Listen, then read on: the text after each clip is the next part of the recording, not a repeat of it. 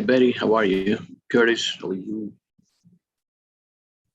I am fine, thank you. How is everybody?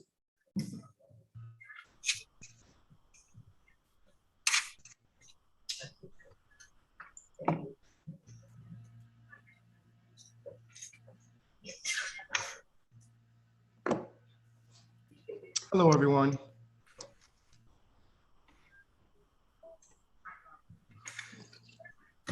Hi, Yeah, Curtis. those of you in the public that would like to speak in public session, this is the time for sign up.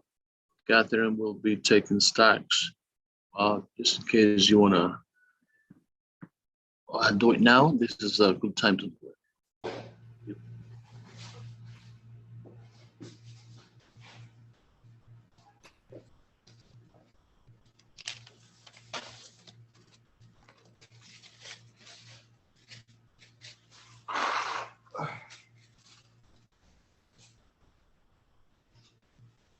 So Vivian Ducat would like to speak during the public session. She put in the Q&A. So Catherine, I guess add her to the staff.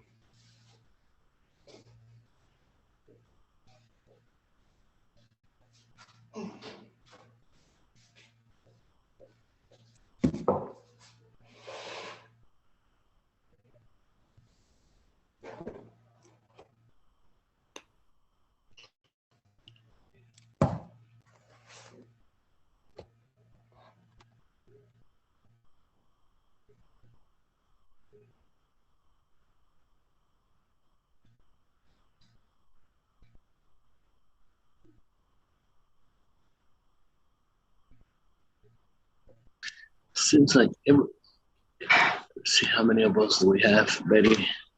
It's counting now. Good. 15. It says 20 panelists.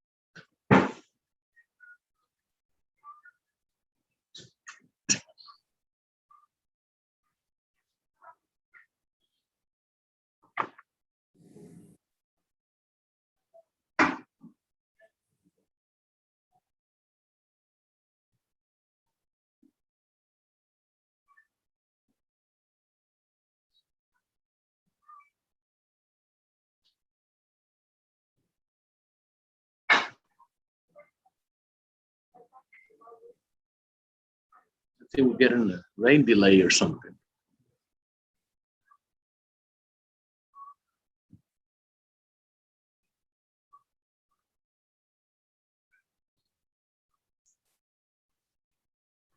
It's so gloomy out. Everyone's moving slow. Yeah.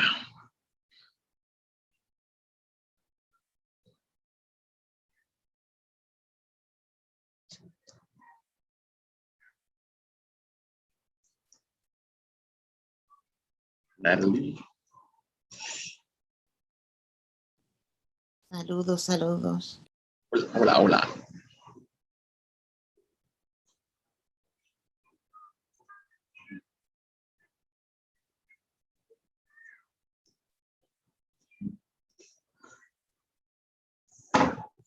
Names of the board members that I have present: Joel Abreu, Marielle Ali, Mary Anderson, James Berlin, Tanya Bonner, Eliezer Bueno, Darrell Cochran, Nobles Crawford, Catherine Diaz, Gabriela Estrella, Sarah Fisher, Samari Hernandez, Leopold Jimenez, Osi Kaminer, Jay Mazer, Isidro Medina, Wendy Pena, Omar Tejeda, Angel Vasquez, and Curtis Young. Did I miss anybody? I don't think I heard my name. And it is. Yosef Kulinski. Okay, Hi. yes, thank you. Rabbi What does Kolinsky. does that make? 24, 25? I might have miscounted.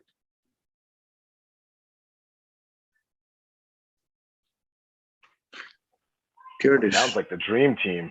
I have 22. 22. Mhm. Curtis, lift something up, whatever it is that you ate, brother. Fastest way to get someone off camera.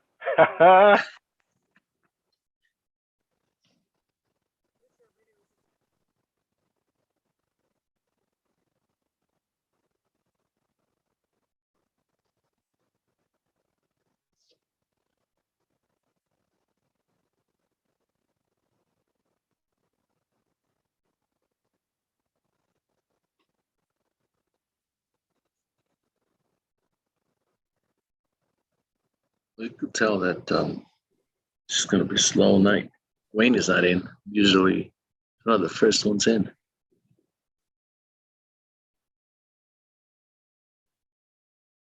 Hi, Eli. Long time no see. Hi, how are you? Definitely. It's nice to be back here. Nice to be back. Wayne, speaking of the devil, Ellie. disappeared. Minutes here. Which city are you on, Wayne? That's always the question. What city is Wayne's background city? tonight? Where in the world is Wayne? You got to unmute yourself, Wayne. Oh, that's the waterfront in Hong Kong. Geez, we're going international this time, huh? All right. I've gone international before, but this is just It a was- local trip. Last time I saw that, I thought it was LA palm trees in the tower. I thought it was like UCLA's campus or something, It but sort of has that feel. yeah. Yeah, Beverly Hills, sort of, right? Yeah. Beverly Hills, get in a plane for about 13 hours or 14 hours and you're there. Betty, I think We're at 24. 24, two more.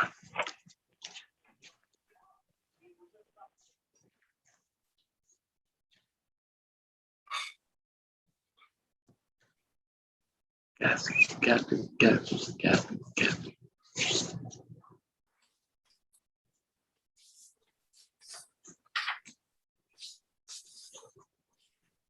I am in.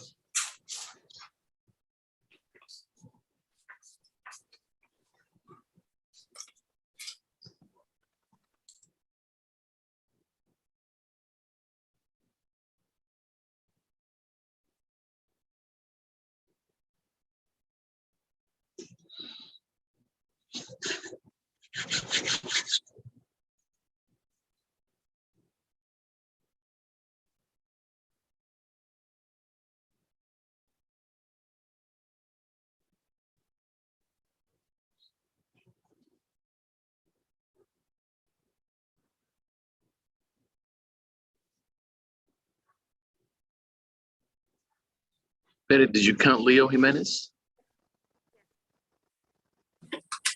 I'm Sorry, here. no, I Yes. was just asking her if she counted you from her first count. Gotcha. Thank you. I'll read again. Joel Abreu, Marielle Ali, Mary Anderson, Wayne Benjamin, James Berlin, Tanya Bonner, Elias Bueno, Daryl Cochran, Nobles Crawford, Catherine Diaz, Gabriela Estrella, Sarah Fisher, Samari Hernandez, Leo Jimenez, Joseph Kalinsky, O.C. Kaminer, Elizabeth Lehman, Jay Mazer, Isidro Medina, Deborah Nabavian, Wendy Pena, Omar Tejeda, Angel Vasquez, Curtis Young. I miss anybody? It's too short. Did you say Wayne, right? Francisco Lopez, I just saw him pop up. Yep, I'm here. Sorry. Barbara Fraser. Barbara Fraser. Okay, I think we're here. I think So we have got it. quorum, right?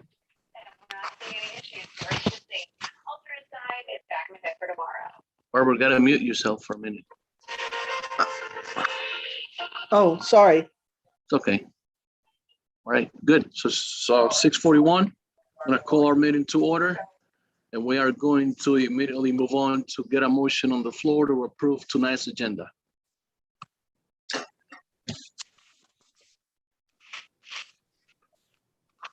A motion on the floor to approve tonight's agenda.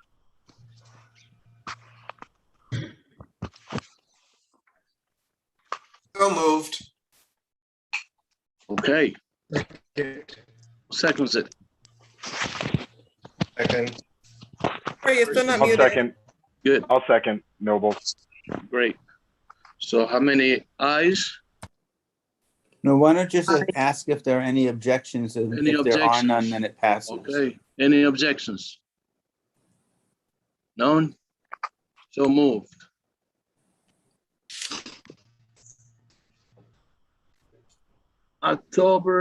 September 2021 minutes. They're already in. Better distribute them a couple of days ago. Can we get a motion on the floor to get those minutes approved? So move. Any abstentions? Who just made that motion? No, Curtis say so moved. Curtis moved it. Curtis. Yes. And seconded.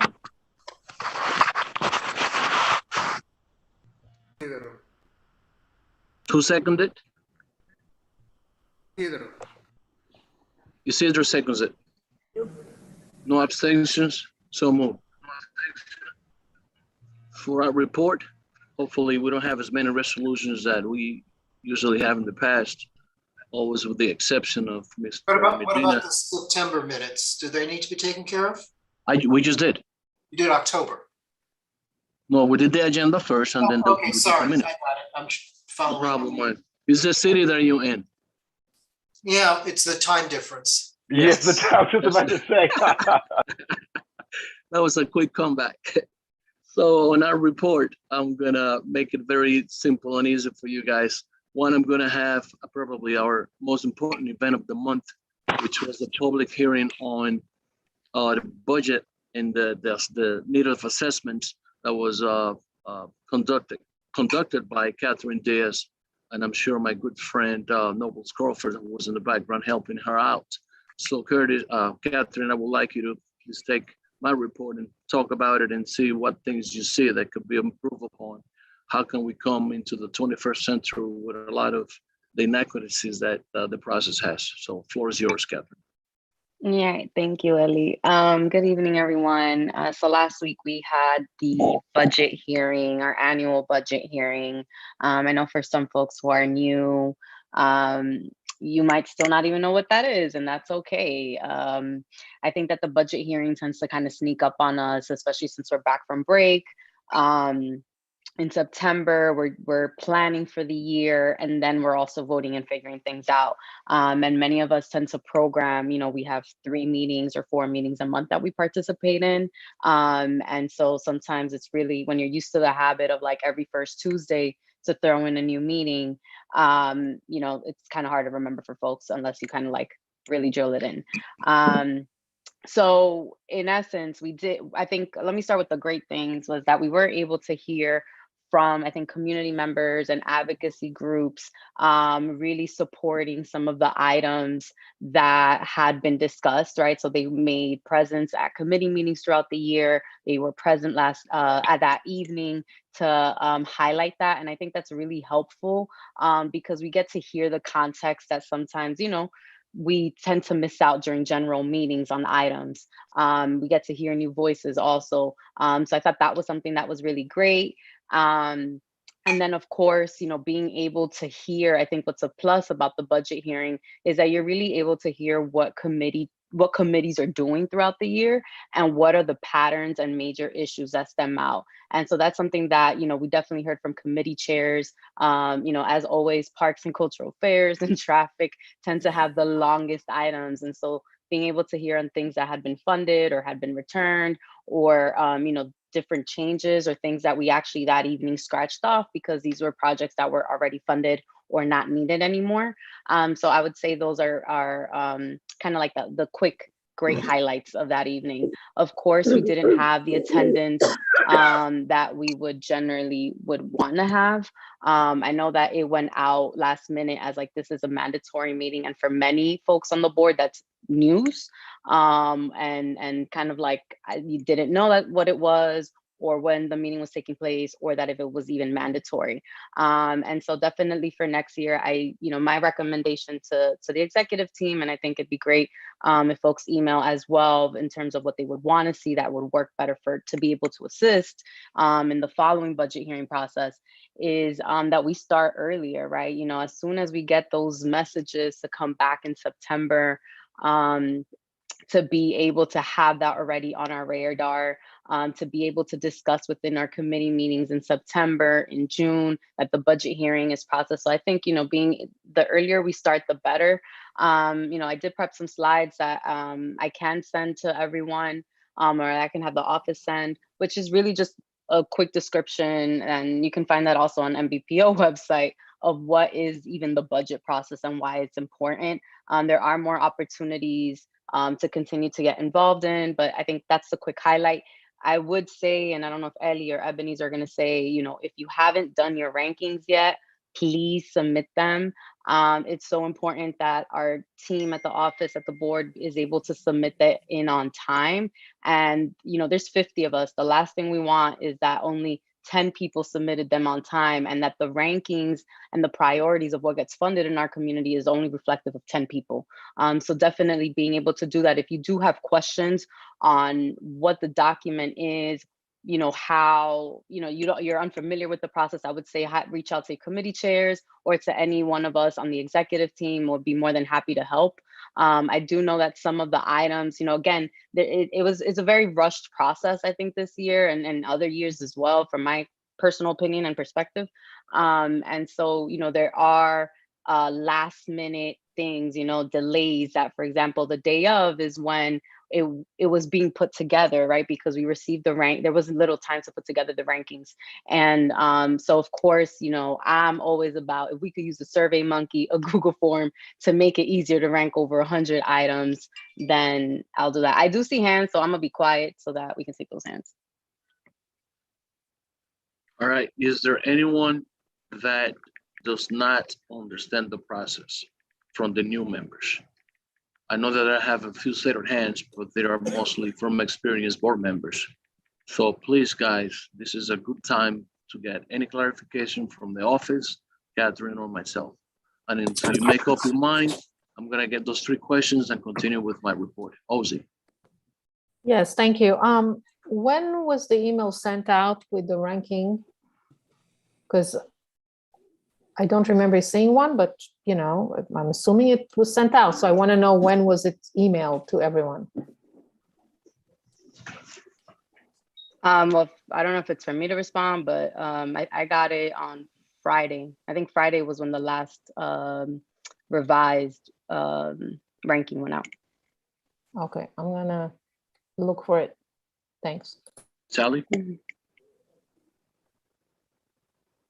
Yeah, the copy I got still has mistakes on it, or things that were discussed in the public hearing that aren't reflected.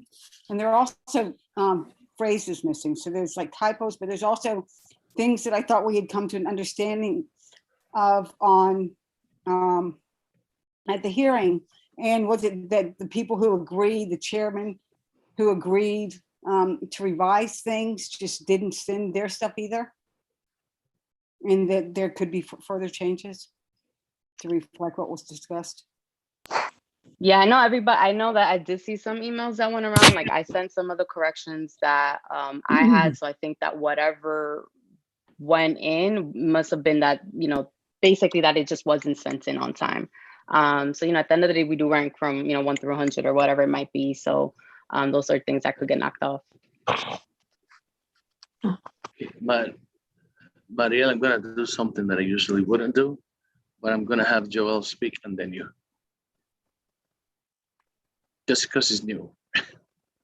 Hi guys. Good evening. Sorry for skipping, but so I just had some clarification. So I thought was that the committee submitted a rank, but we as individuals also submit a rank, right? Am I correct here? Correct.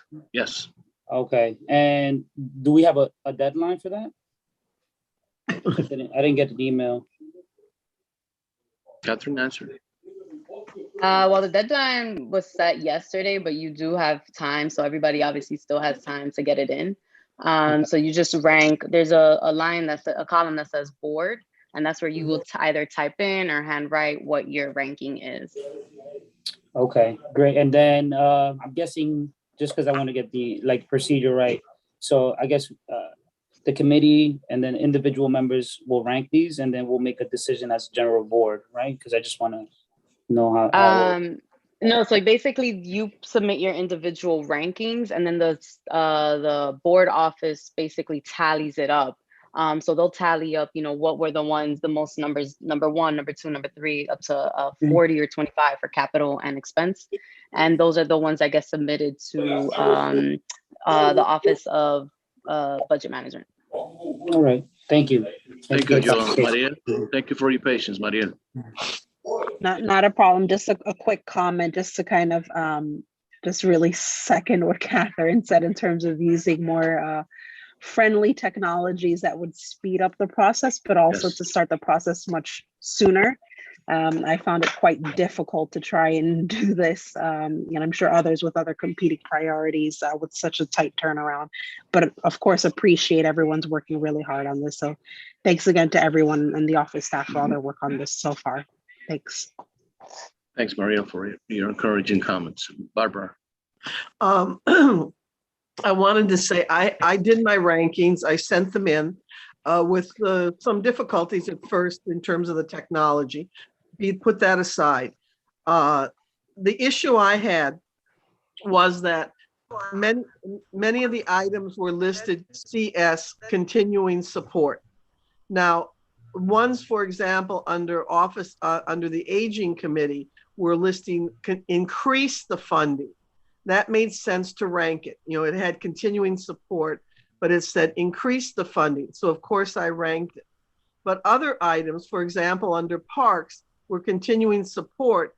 And they were things like, for example, the renovation of the Monsignor Kent Playground, which is fully funded and is currently being done, or the west side of the Ann Loftus Playground. It makes no sense to rank those continuing support items. So I didn't rank them. So I just want to make that clear. That's what I did, and I want to make sure that that was right. Great points. I left it blank. Tanya? Comment? Or comments on your observation of continuing support on the stuff that is already being worked on? If I could comment on it as parliamentarian. Thank you. You're very welcome. And in fact, while I have the floor, I'll say something else also. But continuing support things really should not be ranked. Basically, as Barbara said, anything that is indicated as continuing support is already happening or already so close to happening, it doesn't need a number anymore. And that's what we use continuing support for, to sort of encourage them to do what they're doing. That's always been my understanding. Now, the other thing, since I had the floor, I have to apologize to everyone. I already apologized to Ebenezer and Eli and Tanya. Last month, when Tanya mentioned we had a time limit section in the bylaws, I actually went to my iPad and I did a search, and the search said I didn't find anything. So that's why I said what I did, that there was no such, thing in the bylaws. A few days later, I decided to search again, and I don't know what happened, but this time, in fact, as Tanya said, there is a 3-minute time limit for community board speakers during discussion in the bylaws. Now, on the other hand, ever since I've been on the board, and it just dawned on me, I've been on this board for 40 years, which is quite a while.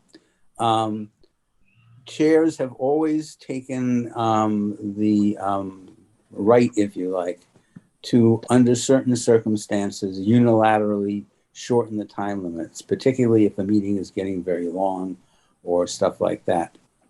So I just wanted to make both of those points. And again, I will, next time I do a search on my iPad, I will do it twice. Thank you very much. Thank you, Jim, for clarification. Ebenezer, would you have Jim clarify? If something says continuing support, but it says increase the funding for, which would be, a change, should it be ranked? Well, again, the thing about continuing support is Mary has her hand up. Let's hear what Mary has to say, and then I'll comment on what Mary has to say. Tanya, please. Mary is the chair, if that's all right. Who's going next? Mary, because it's her committee which has this continuing support thing. So I want to hear what she has. Okay, I'll yield to Mary. I'll go after her. Thank you. Thank you. Actually, at the budget hearing, we discussed those continuing support items on my committee. And with Steve's help, we decided that the CS on those items were not correct, that they should have been numbered. And actually, Catherine changed those at the budget hearing on the document. So I don't know why they came out continued support on the final draft.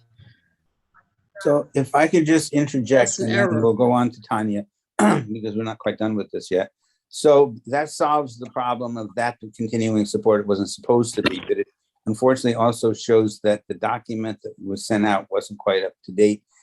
And it's consistent with what I said earlier. You don't put numbers, you don't rank continuing support items. It's just like cheering on from the sidelines.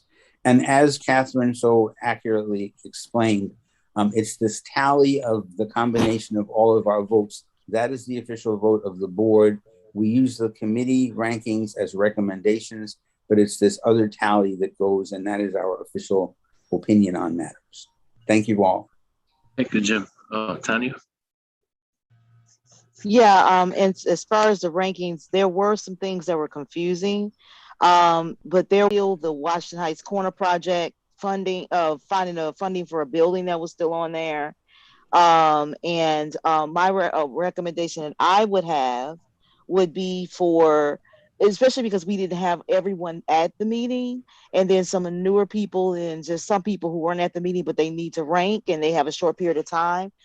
Perhaps the committees can put together a short description of the item, of each item. And I'm not saying it has to be long, it has to be multiple paragraphs, just to be a short description so people understand what this item is. Maybe something about the importance of the item, or something that gives people a little bit of guidance as they're going through and trying to decide what these items are. Lots of things get lost in the meeting. Again, that's just a recommendation. I've seen it done in other types of budget situations where there are descriptions of the items so people have a clear understanding of what that budget item is. That would be my recommendation for that. That's it. Excellent. Thank you. Thank you very much. Thank you. We're working on that one. We're working on that. Curtis? Yeah.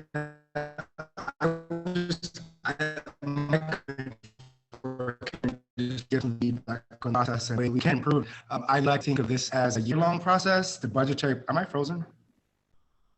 Bit of an internet issue here. There it is. Oh, okay, take someone else and come back to me. I'm gonna log in All for right. mine. Great, good enough. Nobles, and that'll be the wrap up. Ah, man, because Chris was probably about to say what I was about to say. I'm coming back. I just need to go. Yeah, sure. I got you, Curtis. It's my time now. So check it out. I think Curtis is about to say exactly what I was about to say. Look, last year during COVID, we did it digitally. Sure, there was like a little bit of disconnect and fall off when it comes to some of the folks that were able to interact with it, but I believe that we got everyone over on that. Shout out to my man, Jay Mazer. I think we even got him on there too, technologically from a SurveyMonkey perspective. So there definitely is a way to do that. And like if whomever either volunteers to own this process next year or if it becomes like a responsibility of the office, I would certainly be more than happy to train on how I did it last year. And I think that would in itself, from the technological standpoint, also fix some of the issues that we're hearing here in terms of typos and uncut sentences, because you can make the changes in real time. So I think that the answer here ends with technology. And look, we'll just do it again for next year. This is a great learning time for learning that you've given Eli, and I think this is really healthy for the board. Shout out to Jim Berlin too on the humbleness there. Nice sleuth work. What it's all about, bro. Curtis. Okay. Saying that the budgetary process is actually a year-long process, and we have to look at it as a year-long annual process, and we're just one step in that process. And I think one of the ways we can make improvement is by looking at when the mayor's preliminary budget is released in the spring and we have our responses from agencies, we can review those responses in advance of reviewing them in September. I've watched CB9's process. They had a public hearing when the responses are returned. So you already know what the agencies are saying prior to even getting to the beginning of the year in September. So I think there's a lot of different ways of doing this, but as a process, and thinking of ways to educate our board members along the way. We're reviewing the responses and also the preliminary budget prior to coming in September. And then there's also, I think, ways we can improve the process. Tanya nailed it, having descriptions. I did watch the CB9 public hearing on their budget, and chair had a spreadsheet where they had the line item, the request, but they had another paragraph the next to it that described what the one line was, what the intentions were. And I think that's helpful for new board members who may not understand the history throughout the year, especially because people are being appointed, and whenever there's a vacancy, it's hard to follow what's happened throughout the year. But having a spreadsheet with descriptions would be helpful, I think. But most certainly incorporating ways to make this not just August and September, October thing, but looking at responses and requests prior to getting to that point. Thank you. Thank you. Mary, Betty, Catherine, Darrell, and then we're gonna move on. I just wanted to say one thing. I think, in all my years on the board, I've completely misunderstood and ranked the items marked for CS, continued support, and the corresponding numbers that you at the end of the document correspond to all of the items, including the ones marked CS.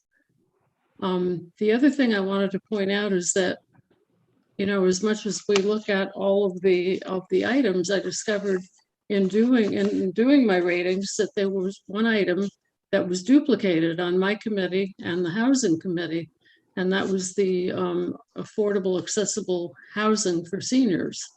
So I marked, and I pointed it out to Ebenezer when I took my document over to the office, that I ranked that item the same number on both committees because it was a duplicate item.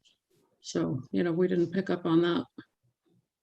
Yeah, I noticed that one, Mary. Good. It's a good catch. Betty, Catherine, Darrell. Now, please, Darrell's going to be my last question here on this session. Betty, you got to unmute yourself. Unmute it. No. Unmute it. There you go. It's a question for Catherine. Do you have a deadline when you need all these responses in for the budget? Because you have to submit this to headquarters, I'm guessing. Yeah, at some so point. Ebenezer and the staff needed Friday was because the deadline's Monday, if I'm not mistaken. So they have to put it in together on Friday. So I'm not saying submit it to them on Friday because they have over 300 items to tally in terms of the number of board members. So, you know, if folks can get it in as soon as possible, we're talking about like Wednesday, tomorrow would be ideal. So now that you answered, this is your comment or do you had your hand up? Yeah, no, I just no, it's fine. You can have Daryl go ahead. Yeah, Daryl, and then that'll be the last comment on this session, please. Daryl. Okay, thank you. I just had a question about the meeting, the budget meeting that we had. I'm just curious how necessary that is. Is that's in the bylaws or is that something we have to do? It's mandatory. It just seemed, and maybe we can, discuss this for next time around. It just seems the structure of it and the timing of it and, a variety of things about it doesn't lend itself to being, I think, very productive meeting. So maybe we can address that, maybe how to make that better. I don't know how many folks, how many members were there. I know previous chair once said, if you're not at that meeting, you can't do the rankings, which seemed highly unfair. So just something to think about for the future. Yeah, I think if I could make some necessary parliamentary comments. Go ahead, Jim. To Mary's dilemma, what do you write next to the CS when you put down, you just write CS yourself, so you don't use up a number. Now that means there actually should be fewer numbers to check off down the bottom of the spreadsheet the way we're doing it now. So that's one piece of it. Technically, the reason for the budget hearing is the various agencies and community groups have to have an opportunity to formally comment in person or whatever to the community board about what they think we should do for the ranking. So this is a necessary hearing. Now it maybe it could be better or whatever, but it's a pro forma part of the process, and it makes sense because all these people come in and ask us, or it didn't so much happen this time, but in the past, various senior centers who come and said, oh, we need money for this. And so that's what the purpose of the hearing. The other, and that could be done in committee? No, it's got to be done before the whole board because this is a board thing. So if you're doing the rankings, then you should, and you're ranking everything, you should be hearing from everybody. Now, the final piece of it, and, I'm just going to tell you what the rules are. I'm not going to jump up and down and demand that we necessarily overly ironly bound follow rules that disenfranchise people. But technically, this is the ranking meeting, and the ranking is done by the people at the ranking meeting. So if you're not at the meeting, then you technically can't vote. Okay. Now, we're somewhat more liberal, and I don't have a problem with that. But, again, if you want to look at the niceties, if you weren't at the hearing, unless, of course, you watched the video, you didn't get to hear all these appeals that the other board members did, which is what the attendance is about. So that's what the whole background is. Thank you. Okay, great. So, Ms. Maria, you haven't said anything, so this is the last comment on the hearing. And I just wanted to share a little about the continued support and the meeting, the budget meeting. The budget meeting is not only for community board members only, it's also for the community to share their concerns and to lobby to make sure that we, since they don't have to attend meetings, that they can propose to us and they can request that the community board address some of the, the issues that are pertinent to the entire community board 12. Now, the continued support, if you notice, some of the continued support as is listed here, I've been, I sat with my sister, I've been on the board almost 40 years, as Jim said. I noticed that there is in some of the capital, it have new items. And then it says continue support. What is that supposed to mean? This is incredible. This shouldn't happen. The numbers that are on the columns next to the items, that means that we already have submitted those items to a previous years. And those numbers mean something, means like which year those things were supposed, submitted to the, downtown, and we continue support. So it shouldn't be numbered to begin with. For the, just for the new members, we have a responsibility as a community board to hear concerns about members of the community, CBOs, institutions that they can come and they ask us to rank and to also list some items that are relevant to our community. And that's why it's mandatory meeting. Great. Thank you, guys. Hopefully in our in-person meeting, we'll have a big real-time Google Doc where a before and after and compare both numbers so that we can, as Curtis perfectly said, that we can actually work off of what was done in the previous year instead of having to continuously reinvent the wheel. So we'll have enough time to prepare an excellent technology oriented that we can all be included as part of the process instead of having to play this sometimes back and forth with our ideas. So thank you. Ebenezer, we're gonna move on to your report. Thank you, Mr. Chairman. I want to say thank you to every board member who participated in the budget ranking. I want to say thank you to the staff, the board members that help us. Catherine, thank you for your help. I want to say thank you to the community residents from 174th Street that they came in person to advocate for the item, and also for, I forgot the name of the gentleman who came to the meeting to advocate for the little red lighthouse. But I want to give a special thank you to Chanel Paniagua, my assistant at the office. Without you, Chanel, we were not able to put this together on time. We didn't have all the information for every committee. And we have to call certain chairs in the morning. Hey, what you have to say?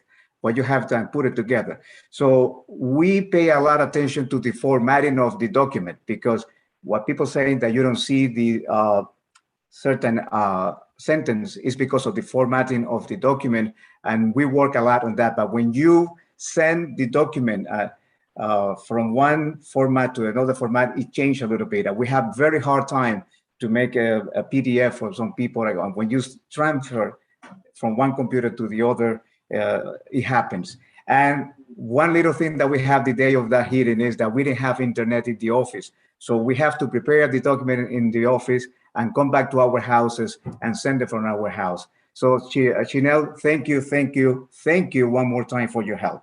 I want to make an announcement. I want to make an announcement from Con Edison. Con Edison make a very strong report at the District Service Cabinet meeting last week, saying that Con Edison is not turning off any customer until the end of the year.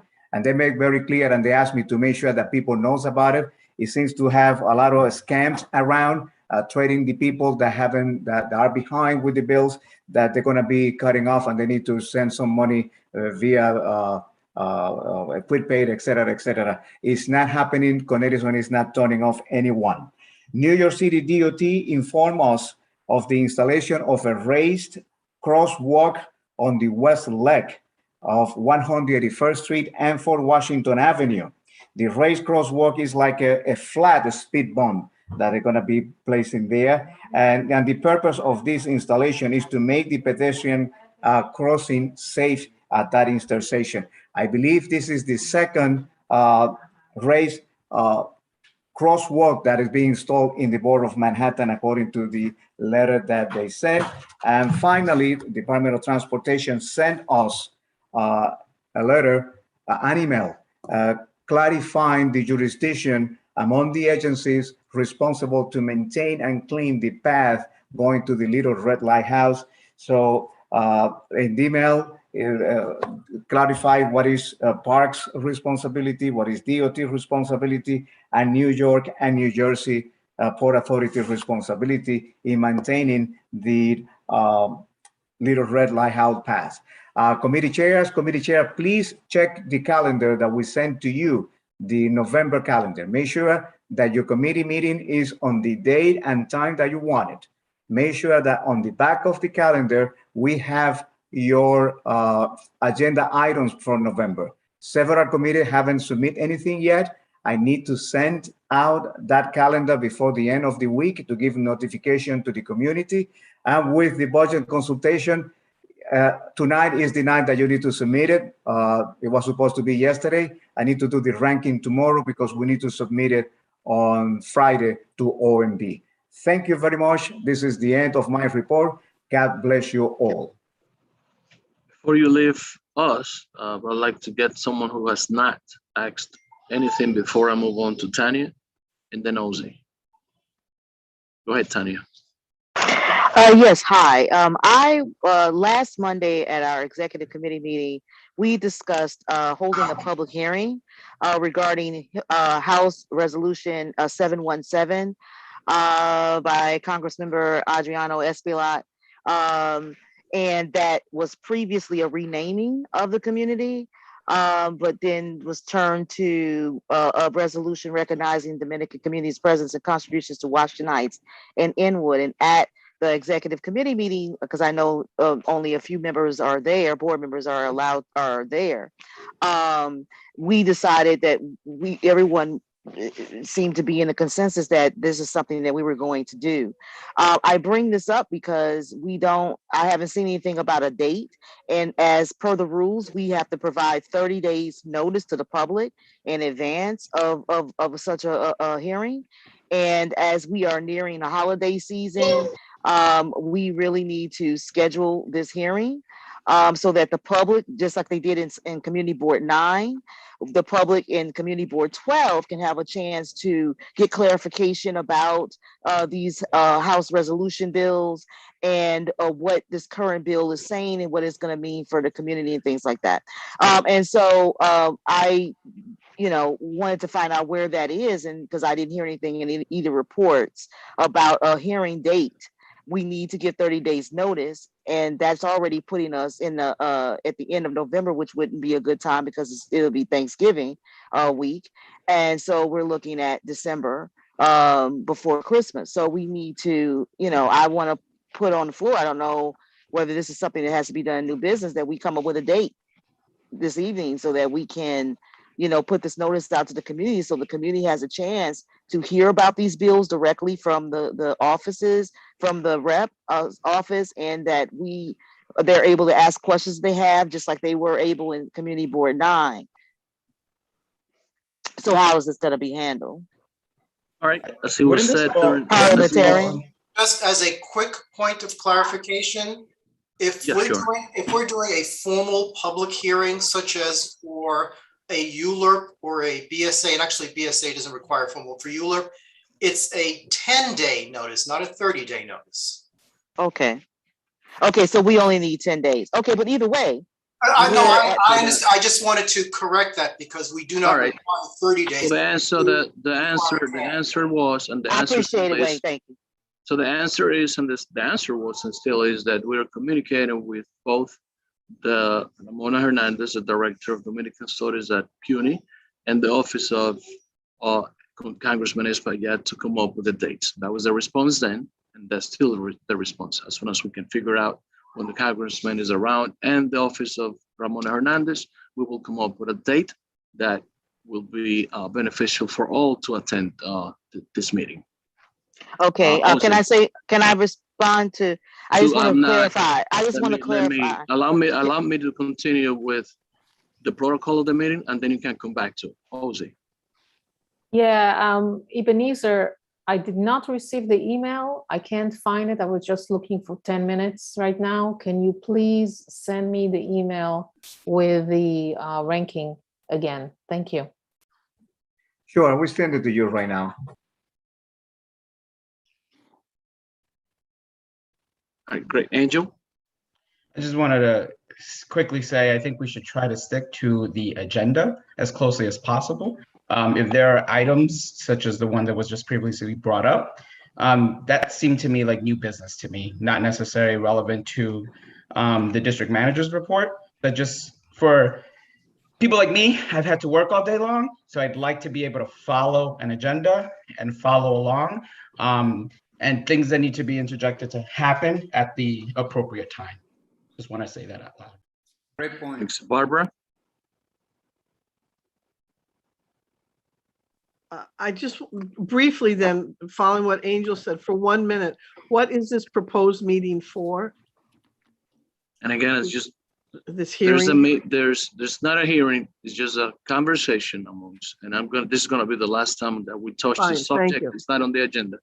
That will convene different groups to talk about a resolution that has been on the floor on Congress. All right, in which people will have an opportunity to come and bring their inputs and just be informed as to the recognition of the Dominican presence in Washington Heights. That is the nature of it. And that is the last thing that we were going to talk about this. This is Okay, not on the fine. agenda. I got it now. I got it. All right, Okay. Barbara. All right, you can contact the Congressman's office if you want any more information. He withdrew. Okay, all right. All right, Okay. Leo. I'm sorry, Eli. It was just to add to that, and I hope that when a meeting is proposed, that there's Spanish translation so that our Latino members in our community can attend and also have input in it. Thank you. Sure. So is there anything else that we're going to continue on to talk about this agenda? I had my hand up. Is this related to our agenda tonight? Yes, it's what I just discussed. Yes, ma'am. Go right ahead. As I mentioned, the executive committee did make a decision to have this hearing. So it is relevant because the decision was made at that meeting to do that. So it is relevant. And so, and if there was communication with me and others about what the status is, I could have recommended that things are added to the agenda. I recommend things are added to the agenda all the time, and I don't get responses from the chair. So I would love to actually be able to have the items that I'm requesting to be added to the agenda so they can be discussed, but that's not happening. So I'm relegated to do this. I think it's important that people have information and that they know the things that are happening before they, comment on what people are doing. I'm more than happy to add something to have something be on the agenda, but these requests are not honored or I'm not even responded to.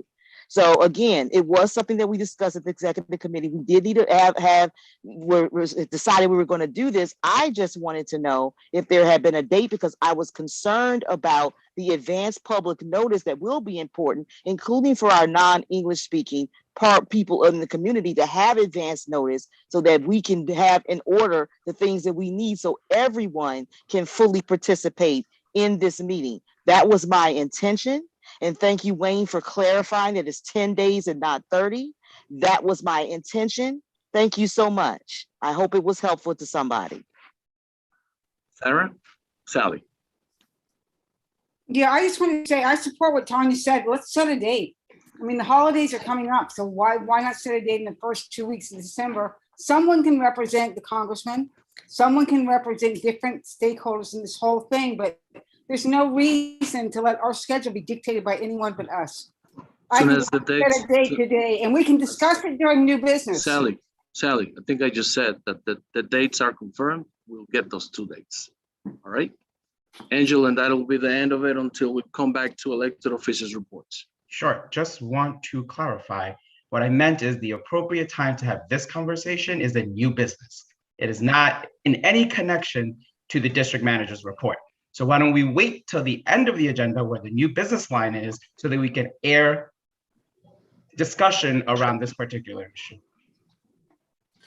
Okay. So elected officials report, Catherine, were you able to get a stack on who came in first? Yes. So I have Lori, Ellie, Chris, and Mariel. I'm going to just go through in case I missed anyone. You can raise your hand. Okay, great. If we can.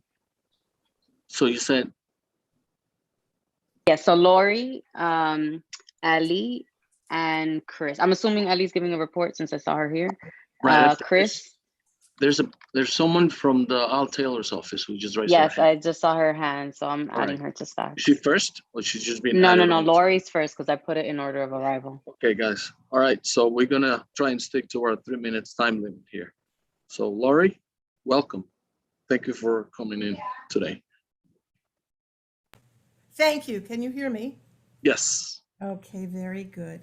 So before giving a summary of some of what the congressman has been doing on behalf of his constituents, I want to share with you all that there are two special opportunities for the youth of our district that are in play right now. One is the opportunity for seniors to be nominated to the U.S. military academies. This includes West Point, Naval Academy in Annapolis, Air Force Academy, Colorado Springs, Colorado, and the U.S. Merchant Marine Academy, Kings Point, New York.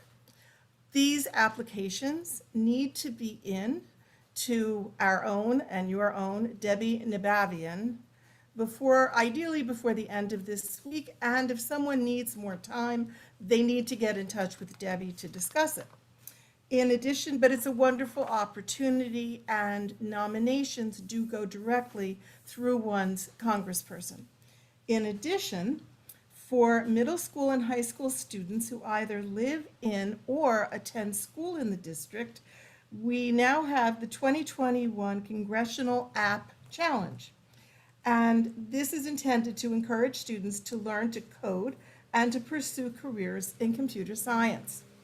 Either alone or in teams of up to 4, participants can submit original designs, and they do not need to have been designed specifically for this contest. Debbie can be reached at 646-678-0721. Okay, and now a summary of sorts, not by any means comprehensive. Of course, I'm sure most of you are aware that the journal City and State listed Congressman Espaillat as the second most powerful person in New York State. The congressman stated in response that it's a distinct honor to be recognized as one of the Manhattan Power 100 and to be featured. I've spent my entire life fighting for the people, beginning with those who have the least. As the first Dominican American to serve in the U.S. House of Congress, it's important to me that I continue to defend America's promise that all individuals, no matter your nation of birth, ethnicity, sexual orientation, or economic background, has access to the American dream. Okay, getting on with some of the legislative activities. The congressman signed on to an act for the enactment of Indigenous Peoples Day, in that this would be, instead of calling that particular day that we observe and go shopping on, Columbus Day, because this is a way to address some of the invisibilities, too soft a word, of what our Indigenous peoples went through. And since Columbus is now being reevaluated, that is something people are concerned with. Okay. And getting back to one of the congressman's themes, he is a proponent of the Fair Adjudications for Immigrants Act. And he states that our immigration system is broken. Our nation's immigrants have been unjustly denied a legal pathway to citizenship and still face deportation due to criminal convictions that have been pardoned or suspended. It's unfair, it's unjust, it's unacceptable. No one deserves to be ostracized for their troubled past or when a conviction has been thrown out. And we can begin to rebuild this country's immigration system from the ground up, making it more equitable and accessible for all who call this nation home. Thank you, Eli. I appreciate your indulgence.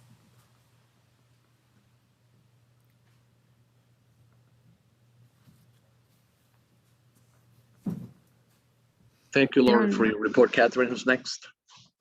Ellie. Is she still here? Hi, Ellie.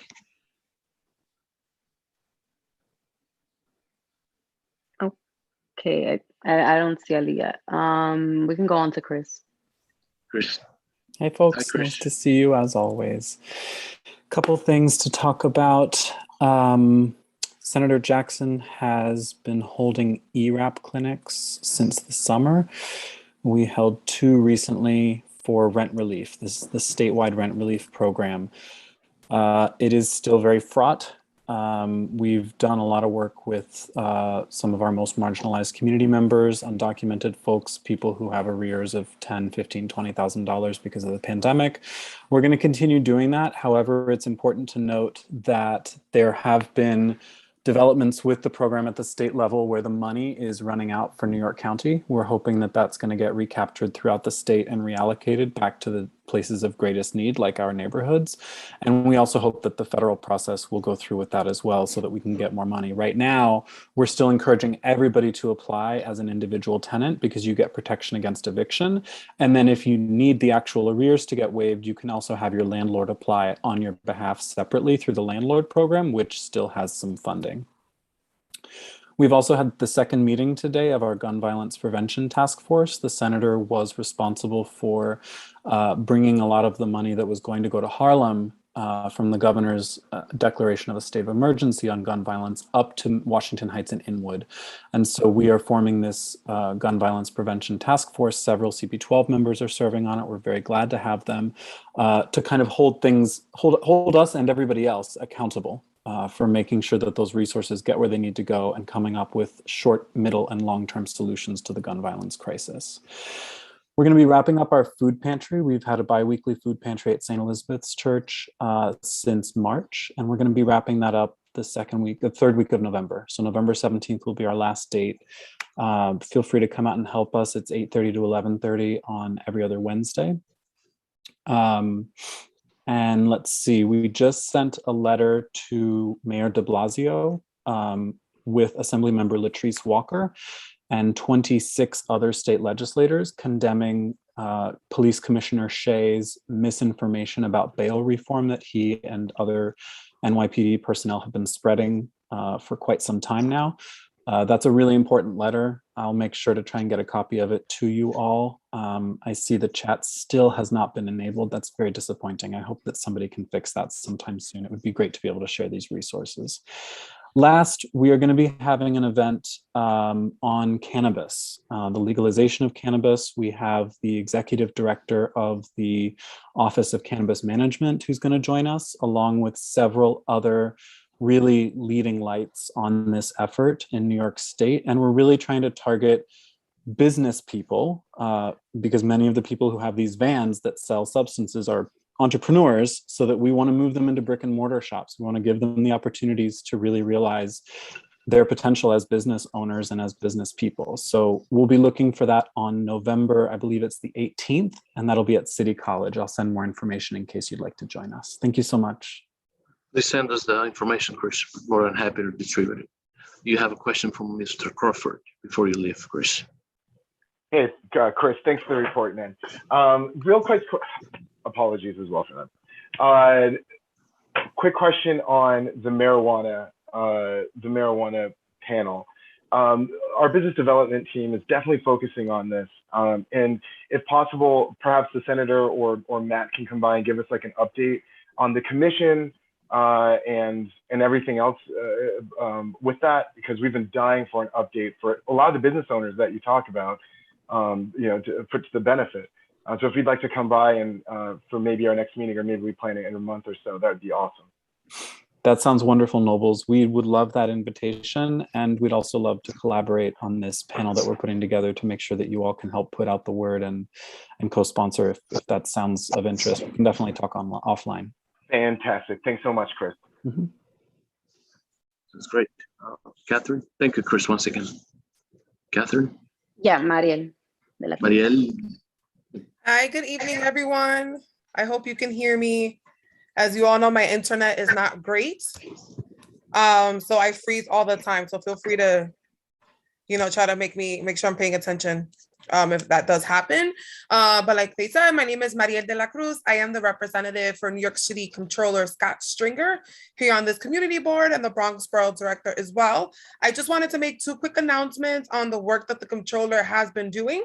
A lot of what the focus has been the entire time he's been in office is to make sure that there is or controller's office would be equity within big businesses, but also to ensuring that when we are investing in the pension funds, that there is a responsible action for things to be not only more environmentally friendly in our communities, but as well as have diversity and equity within leadership. So one of the reports that we just released, along with Mayor de Blasio and the trustees, is to achieve net zero greenhouse gas emissions in pension investments by 2040. So that may sound like a long time, but it does take a very long time to ensure that we do things correctly, especially because a lot of people do depend on that business. So I'll just quickly summarize here. The goal and the plan is to achieve net zero emissions by 2040, which were proposed by the mayor, the controller, that address vast financial, environmental, and social risk that climate change poses to the funds and the planet. So we'll further align the fund's investments with accelerating transition towards a low carbon economy, help limit global warming. And also too, New York City is amongst the first cities in the nation to commit to a net zero emissions goal in the public pension funds. And we have one of the biggest pension funds in the system. And as well as we had encouraged Amazon to release workforce demographic data, following a push from the funds as well to ensure a little better equity in that space. As folks know, as I've always said, if you all have any, I know the chat is enabled, so that makes things very hard for us on this end. They may not see people every day, but if folks have any questions or concerns for me, they can always reach me. My email is mdelacr@comptroller.nyc.gov. So if there are any events or any meetings that folks want me to attend, let me know. And it is much easier for me to be a representative of the community when I am communicating more often with you all. But thank you so much. Like I said again, my name is Mariel de la Cruz from the New York City Controller's Office, and I will be seeing people tomorrow for the reopening of the tower, or as my little cousin used to call it, Rapunzel's Tower. So I'll see y'all tomorrow. Don't leave just yet. Mariel Ali and when Benjamin both. I'm here. Check with you. I won't leave. Mariel. Thanks, Mariel. Another Mariel here for you. Just wanted That's confusing a little bit for me now. Not used to it, but it's okay. I welcome you again. No, just wanting to extend my if you could please extend my thanks to the comptroller for his work on green financing and how important that is. I mean, when we talk about the environment, we need to know that it's not just a one siloed thing, that we really need to take a holistic approach and really working together and looking at climate through all dimensions and really ensuring that we're building a climate resilient CB12. So thanks again. And I'll share the reports with Ebenezer tonight so that I don't forget, so you all have everything that I talked about in longer detail. So Mariel, number 2. So, I mean, this actually touches to some extent on Mariel number 1's point about green financing. And while it may not be directly the controller's bailiwick, as controller and as a person who's talking about achieving net zero and things like that, it's something that he probably can have some influence over. New York City created, PACE loans, which are, good in that they will allow you to finance energy saving capital improvements to buildings that link the amortization to the payback for that. The problem is the city has structured them so that the PACE loans are superior to any underlying mortgage on a building, which means many banks will not, work with PACE loans, which defeats the purpose of creating them.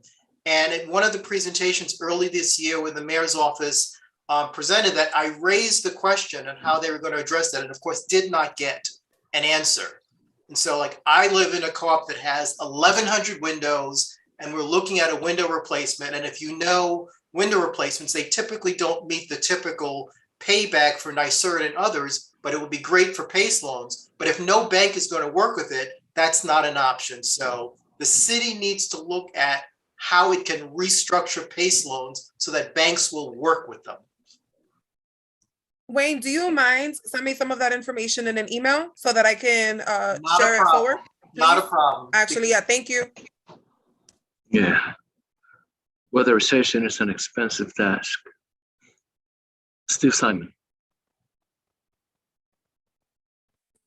Yeah, Marielle, I'd appreciate it if you could get me some more detailed information about the climate change initiative to see if there's a way in which the board might have a role in following up on it. It sounds like it might have some might open up some opportunities for us to pursue this.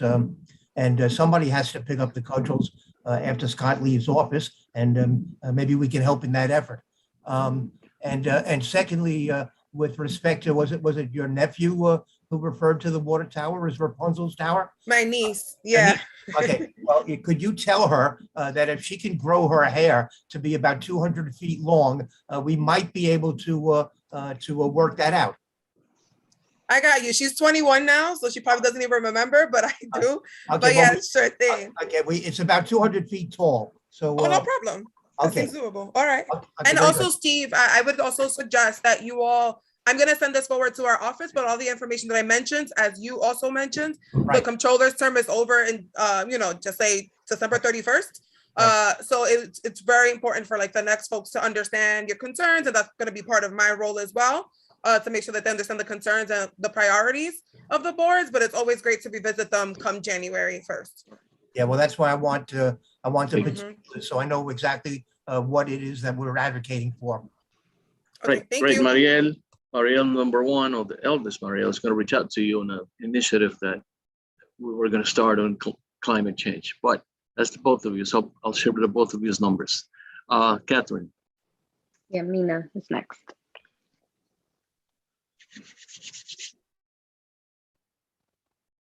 Hi, good evening, everyone. Mina White, constituent community liaison on behalf of Assembly Member Al Taylor. Well, Chris just outlaid it beautifully just regarding ERAP. While, the money is dwindling, the governor has still sent a letter to the Secretary of Treasury to request more money from the federal government, and the applications have not closed for the Emergency Rental Assistance Program, otherwise known as ERAP. So if you know any folks who still haven't applied and are behind on rent and really don't have the means to pay it back, we still ask that they apply, and hopefully there will be money funneled down the line. Also back on Wednesday, October 20th, the Assembly member held his annual flu shot event at Hebrew Tabernacle, and that was a success. We had over 100 attendees and folks who got their flu shots. This is flu season, so in addition to your vaccines, please also get your flu shots. These are two different things and they don't substitute. And also, just to also piggyback off of just of what Chris discussed in terms of gun violence awareness, both Assemblymember Taylor, Assemblymember Rodriguez, Assemblymember Dickens, as well as Senator Jackson have requested just increased funding regarding violence interrupters. So we're talking about Harlem Mother Safe, Street Corner Resources, organizations that have also been supporting the work of violence interrupters for that funding to continue to get to the community and make sure that violence interrupters are being supported. In addition, the Assembly member is also having an upcoming event at Riverbank State Park. He is supporting the first B-Boys and Cool Herc as the original break dancers on November 17th from 5 to 8 p.m. at Denny Farrell Riverbank State Park in the Frederick Smith Theater. It will be showing a documentary on the evolution of breakdancing entitled Going Off. So at the event, it'll just be a celebration of music, hip hop, a celebration of New York. And also we'll be providing, citations in honor of those B-boys and B-girls in 1973. So once we have that flyer, I'll definitely make sure it gets to you, and hope you all can come out for that evening. And thank you, everyone. All right, thank you, Minor. Catherine's next. That's it. I don't see Ellie. Oh, I'm not sure if Ellie's, are you giving a report today? Yeah, sure. Sorry, guys. I was jumping in from one meeting to another one. I was actually at a precinct council meeting downtown as well. I just really wanted to come back to my home. I haven't seen you guys in such a long time. I really wanted to emphasize that for everybody to remember that I am here, part of the community. If you guys need anything from the Manhattan District Attorney's Office, please reach out to me. You guys should all have my contact information, but if not, I'll make sure to send it to you. Share it tonight. When it comes to a report, I do not have a specific one. I do want to share that everybody should know by now that October is Domestic Violence Awareness Month, and our Washington Heights office, led by Jocelyn Minaya, actually had a wonderful march from United Palace all the way to the park in front of her office in order to shine the light on what it is domestic violence and to make sure that our community has resources. And although October is Domestic Violence Awareness Month, we do provide this information all year long, and we're not limited to domestic violence. If you, the community board itself, or a particular committee, or just the community in general is interested in having whether it is a conversation or a presentation, we can host those for you. It could be on domestic violence, public safety, elder abuse. We're actually putting together a gun violence presentation, and I know the Public Safety Committee at the last meeting were brainstorming ideas in order to address the violence that has been happening citywide everywhere. And of course, my office is committed to the cause, and I agreed. And of course, we're here to help and support. So anything that the office is willing to do and comes up with, we are more than happy to participate and collaborate together. So make sure just reach out to us, and we may connect it to Jocelyn and myself to ensure that all of your answers and questions and concerns are being addressed. We also hosted one event in October.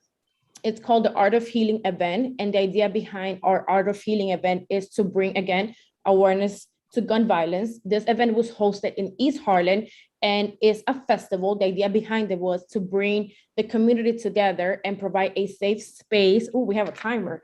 Provide a safe space, a safe healing space. And we're gonna be actually hosting another event this upcoming Saturday. It is out of the jurisdiction of CB12.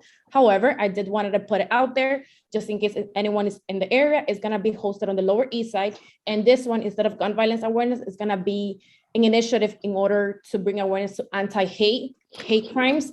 And the idea again is to come together as a community and provide a healing space. We're gonna have music, teaching artists, food, and it's gonna be a great time. So if anyone is downtown on Saturday, please let me know and I can send you the information. And thank you, Eliazar. It is a pleasure to be back here with you all. So please just reach out to me. Okay, thank you. It's nice seeing you again. I haven't seen you in ages. I know. Here, Faye has a question. Thank you, Mr. Chairman, and good evening, everyone. Yes, I just only would like to know at what time is going to be that event, please. Our Saturday event is going to be hosted from 12 to 4. I can definitely email you the flyer and to the board itself. I just didn't send it because I know it's out of the jurisdiction of CB12. However, it is open to all members of Manhattan. It is a great opportunity to come together and unite against hate. We're going to have a lot of information, resources. So I hope anyone is able to join us. You know, my eyes is on Harlem, so please keep me posted. Thank you. For sure. Thank you, Faye. All right, great. So Catherine, give us the first 4 people on the stack so that they can get promoted, and then we can begin our public session tonight. Thank you, Ellie, for your presentation and bringing us up to light with what your office is doing. Say hi to Ms. Minaya. Will do. I hope everyone has a great night. Thank you. Thank you. So our first speaker for starting the public session, for folks who have signed up, we're going to begin with Vivian Ducat. And Vivian, you should be able to unmute yourself. Who's the first person? Yes. Hi, can you hear me? Yes. Yes. I'm Vivian Ducat. I'm both a public member of land use, but I'm speaking as a co-chair of the Riverside Oval Association, which is a community organization in Lower Washington Heights. I'm speaking out, there's actually a meeting tomorrow night at the Academy of Arts and Letters. I'm speaking out against their proposed construction of an enclosed passageway on the western end, closer to the river, of Audubon Terrace, that would involve putting up a wall, metal wall that will block the air and light of about 40 apartments on the back that face them, 780 and 788. And it's not only will people lose their air and light, but it's kind of a symbolic thing of blocking the neighborhood out. It's ironic because it's at a time in which the Hispanic Society is basically opening itself to the community. And at the same time, the Academy is kind of demonstrating the opposite point of view. I know they're trying to make the Academy accessible, but there have to be other ways. I mean, the Academy is made up of the most creative, bright, leading people in the arts, including architecture. And what we're asking is that they go back to the drawing board and reconsider this so that they're not walling out the neighborhood and making it unlivable for people. Thank you very much. Okay, thank you. Thank you so much, Vivian. Our next person. Yeah, next up is Cynthia. Go ahead, Cynthia. Hi, everybody. Hey, Cynthia.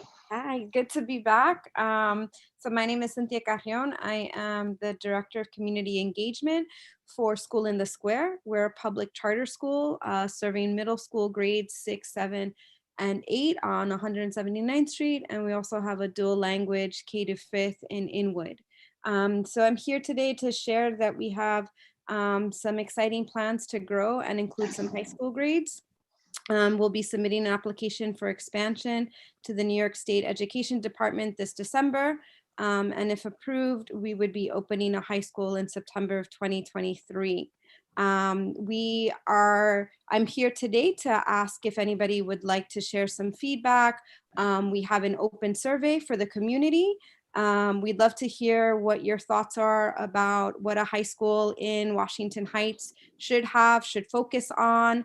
We also invite you to work with us on developing that if you're able to, and just really want to make sure that we stay in touch with members of Community Board 12 throughout this process. I'm happy to send the link in, I guess, the Q&A if that's helpful. I can also send it to Ebenezer. And I'm also happy to just have a chat with somebody, with anyone here about our school or about your thoughts on how we make a really strong and powerful high school. And then lastly, while I still have time, I just wanted to also share, we've been having meetings with our parents, and something that's come up a lot is just the drug paraphernalia that's kind of really littering our area around 179th and Wadsworth and the surrounding blocks. And so just really want to encourage, if there's ever an initiative or if we can help support an initiative to think about how we really create safe zones, especially around our schools, really welcome that opportunity. So thank you. Yeah, thank you, Cynthia, for bringing that up. Faye has a question before you leave. We're coming. Well, there's no really comments on public session, so Yeah, we're going to continue on. Thank you, Mr. Chairman. Thank you, Cynthia, for bringing such a great news. Just a quick question is, since there's really no questions during public session. I'm sorry. Sorry. All right, no problem. Catherine, our next person. Yeah, so I'm gonna just name them out. Sorry, it's Joseph Siebert, followed by Hru Morales and Sally Fisher. Great.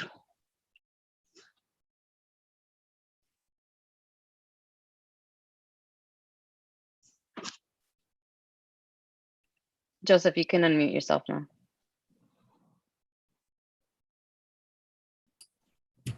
Sorry, can you hear me now? Yes. I'm sorry, I was in mute mode over there. I'm not exactly sure if this is, I had spoke at the last meeting for you 2 weeks ago when you had I guess the quality of life meeting for your liquor license applications. Yes. Is this still a forum where we could still talk about that? I'm not quite sure because I've never done a full board.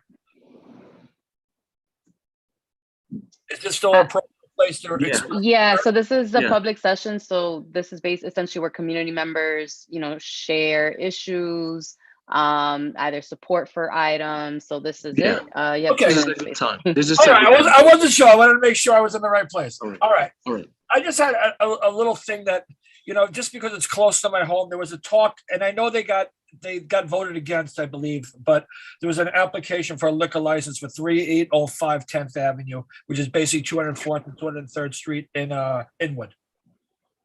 And this particular thing, and not even going through all the other details, I simply was asking, like, who on your board maybe deals with this?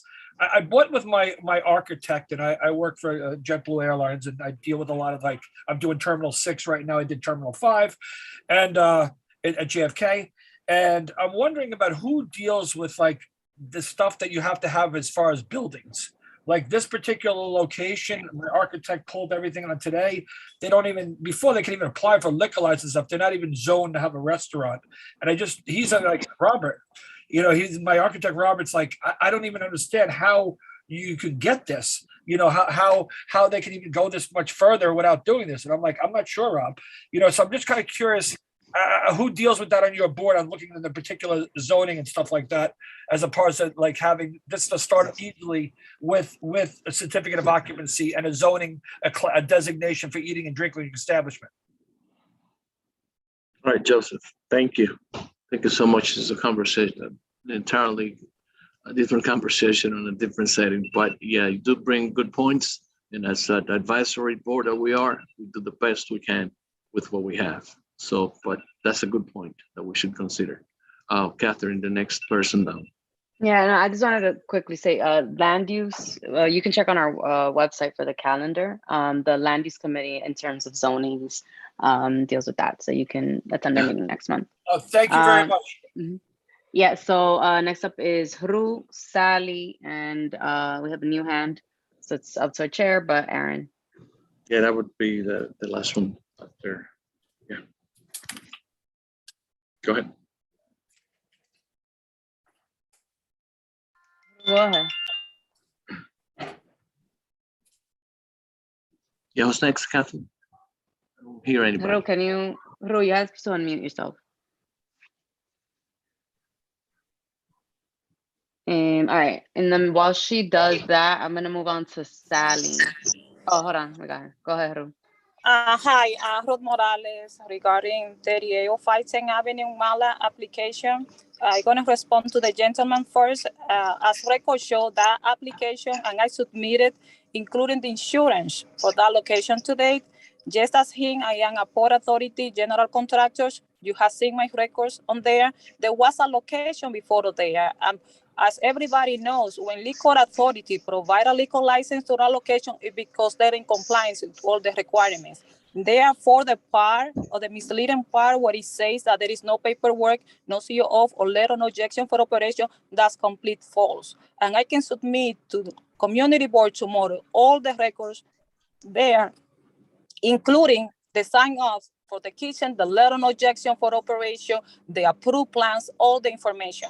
So that false narrative is not true. It's not true.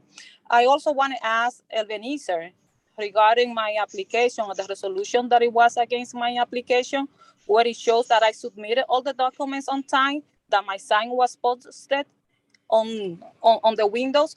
I want to ask Ebenezer to clarify that, because that was part of the negative resolution. I also submitted to everybody on the board about 12 letters of support of my application, including NYPD, the commander officer, where he clarified there was no shooting, slashing involved in my location. That was the commander officer that was on place when I was operating. And you have seen all the letters of support, including NYPD, sheriffs, different organizations. There is even one from Port Authority in there. Those letters were complete omitted on the resolution by the license committee. There was people that spoke good about my application. That information was also omitted.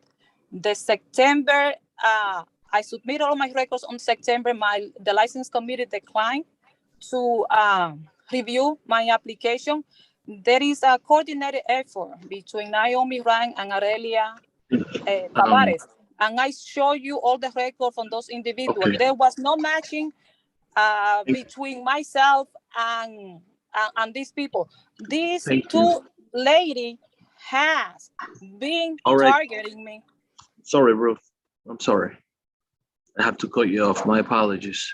To what resolution were those comments related? I would like to leave those questions to not in public session, Wayne. I'm sorry. My apologies. No, it's just which one? Nothing more. I think it's resolution number, the one that Ruth speaking on her behalf. It's 12, number 12. Number 12. All right. Thank you. Thank you. Next, Catherine. Sally. That's the last one, right? There's a Aaron Sims, so that's the last time. Okay, and Aaron. Quickly, in case you missed it, on October 1, a new Guinness World Record was set by a group called Flavor Fusion Fest, which is chefs working with about 20 chefs all together for creating the largest serving of mongoose ever at the Hudson restaurant. The serving was 1,000 pounds. For instance, Woodhill Park got involved because I got a call. Someone said, Eli can tell you, said that you could turn our event green.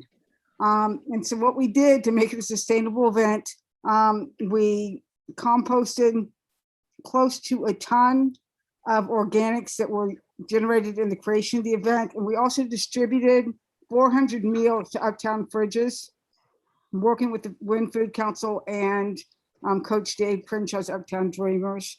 2 weeks ago, we planted and distributed 1,200 daffodil bulbs. And 1 week ago, we planted tulips in the park cleanup. We have an upcoming event on November 6th. We're hosting another waterfront cleanup, and we'll launch, after the waterfront is clean, we'll launch sailboats, which we'll be making out of upcycled materials. And that's my report. Oh, and I was speaking on behalf of Friends in Woodhill Park, not as a board member. Yes, thank you. Good job, though. Killed it. Hey, Yeah, do we have anyone else? Yeah, the last, it's Aaron Sims, the last one. Mr. Sims, welcome aboard. Hi, can everybody hear me okay? Sir. Great. Thank you so much for giving me this small amount of time. I don't usually partake in these meetings because I'm usually working in theater at night. But I have three things I want to speak about. First thing, I want to dovetail on the 3805 10th Avenue conversation. Ms. Morales has approached Inwood Artworks. So really, those who don't know me, I'm the founder and executive producer of Inwood Artworks, and we bring free or very low cost film, stage, and visual arts to Inwood, Washington Heights, and the community here in Community Ward 12. So first off, I'm thrilled to hear that Ms. Morales in 3805 10th Avenue has offered Inwood Artworks a temporary home to provide us with a platform to showcase some of our programming when their venue becomes fully activated. So I invite you to consider her application because it'd be great to have Inwood Artworks an actual bricks and mortar facility to present film, stage, and visual arts in this community, as we did with the Cliff nightclub for our culture hub, as Isidro Medina remembers, the bid and the Neighborhood 360 program, and our pop-ups at the gallery. We've done a lot of good in the community by activating spaces east and west of Broadway for the community artists. So I invite you to support that venture. I also want to mention a couple of things just really fast. We support local artists every single week through our podcast. This week, we support local Dominican filmmaker Carla Francesca on our on-air podcast. We highlight local artists every single week with our on-air podcast. They're free, again, for the community, wherever you get your podcasts. And last but not least, we have another free program called Mendelssohn on the Hudson in support of the German Jewish immigrants of Washington Heights. It is a musical and historical walking tour of the German Jews of Washington Heights. It is free. It is on our website, and it goes from 181 to Fort Tryon Park. We're happy to invite the entire community to partake in these things. So in summation, I just want to say 3805 10th Avenue would be a great home for Inwood Artworks to provide free and low-cost community programming. because we don't have a community art space in the neighborhood, and also our free audition programming available through our website. I thank you very much for your time. Thank you, Aaron. Thank you. Really enjoy what you're doing at the Hudson those nights. I've been in one of those nights on Monday. So it's great. I just had I had a quick question. No. There's no questions on public speaking. No, it's just I want to know the name of the podcast. Joel, I can't. Gail Brewer would like to. Hello, everybody. Here with Gail A Brewer. surprise guest. Can you hear me? Yes, we can hear you. How are you doing, Mayor? Good to see you. Thank you. Thank you for showing up. Gail Brewer tells me to. I just follow orders. Talk about what you do. 3412, this area. Well, I've a lot of things I could talk about. I'm here actually meeting with a group of elected officials from this area and talking about a lot of the issues facing the city. But right now, our central focus, of course, is getting people vaccinated. And we're very excited. It looks like it will be give or take November 6th. We'll be starting the vaccinations for children ages 5 to 11, which is going to be fantastic. And vaccination centers we've been using will be open to get kids vaccinated. That's really, really promising. And look, the city is moving in a really good direction in terms of vaccination and reducing COVID. We got a lot more work to do. We put these new mandates in place, and obviously we're going to fight hard to make that work. So I do think, we're going to see very different reality over the next few months, reducing COVID. Also, I think we're going to see a lot more jobs coming back. A lot of businesses are coming back November 1st, bringing their folks back to their offices. International tourism is about to come back. So some really good things that we're excited about. A lot of work to do going forward, but those are at least some good things happening for the community. Thank you so much for coming and speaking to all of us. It's a great honor, and on behalf of each and every one of us, it's really good to have you on, and we'd like to hear the good news that we're all together, we're gonna make this through. Thank you so much. And I want to thank you and all your colleagues on the community board. It's been a tough year and a half. And I want to say that all of you, I know in different ways, have been serving the community, making sure people got help, making sure they got, whether it was food or healthcare or vaccination or testing. And I want to thank all the members of the board and thank you for your leadership. It made a big difference, and we're going to come through. So thank you so much. Thank you. Thank you, Gail, the boss. And back to Gail. That's my report. That's your report. And congratulations, everybody. Bye. Bye. Thank you for the surprise. Appreciate that. Thank you. Quite a surprise. Gail, do it all. Joel, my apologies, but so you can learn the protocol. There's usually no questions and there's no Q&A in public sessions. If there's some information that you would like to have, please let us know that we can get it for you. My apologies for the abrupt cut off there. So now that we've finished the public session, we're going to move on to. Can I interrupt you for a second, please, Chairman? Well, it's not the protocol, but Bruce, I hope you have something. Edward Shackner registered a request at 7:43 to speak for 2 minutes, and he was ignored during the public session. And it's an issue that's dear to my heart. And Vivian Ducat spoke with. I request permission for him to say his piece. What's his name? Edward Shackner. He's in the Q&A. Can we get him promoted, please? Okay, and just to highlight public Thank you, session, sir. just to highlight also for folks who are new, is that public session closes once the session starts. That's always been how it goes. And so some folks, because it was a little shorter, we're in, but once people get talking, we have to close our signups. So it's really important to raise your hand early on or comment in the Q&A. I understand. We have a limited agenda tonight, so I wouldn't have said this otherwise. Thank you. No problem, Bruce. Is our friend Edward promoted yet? Hello. Hello, Edward. Yes, hi. Thank you for hearing me. I'm sorry, I was having trouble trying to get through. No problem. I just wanted to make a comment on following up on what Vivian Ducat had been talking about with the Academy of Arts and Letters. I've been living here in this building at 780 Riverside for 40 years. I've been enjoying light and view access into the plaza of the museum complex here And I am just one of at least 20 to 30 apartments, if not more, that are going to be impacted by this new construction that the Academy is proposing. Like Vivian, I think I'm completely supportive of what they're trying to do as far as accessibility is concerned. And, it's a beautiful solution, but clearly with everything, all of the architectural resources that they have at their hand to be able to work this out, building a nearly 15-foot high steel wall to board off from your neighbors, either light and air and views, is not the solution here. And clearly they can come up with something else that will resolve these light and air issues for the people who are right next to that plaza, so that they don't, have to live in a dark hole for the next who knows how many decades. And that is my only comment, and thank you for hearing me. And I will be attending the meeting as well tomorrow night to let them know what my comments are. Thank you very much.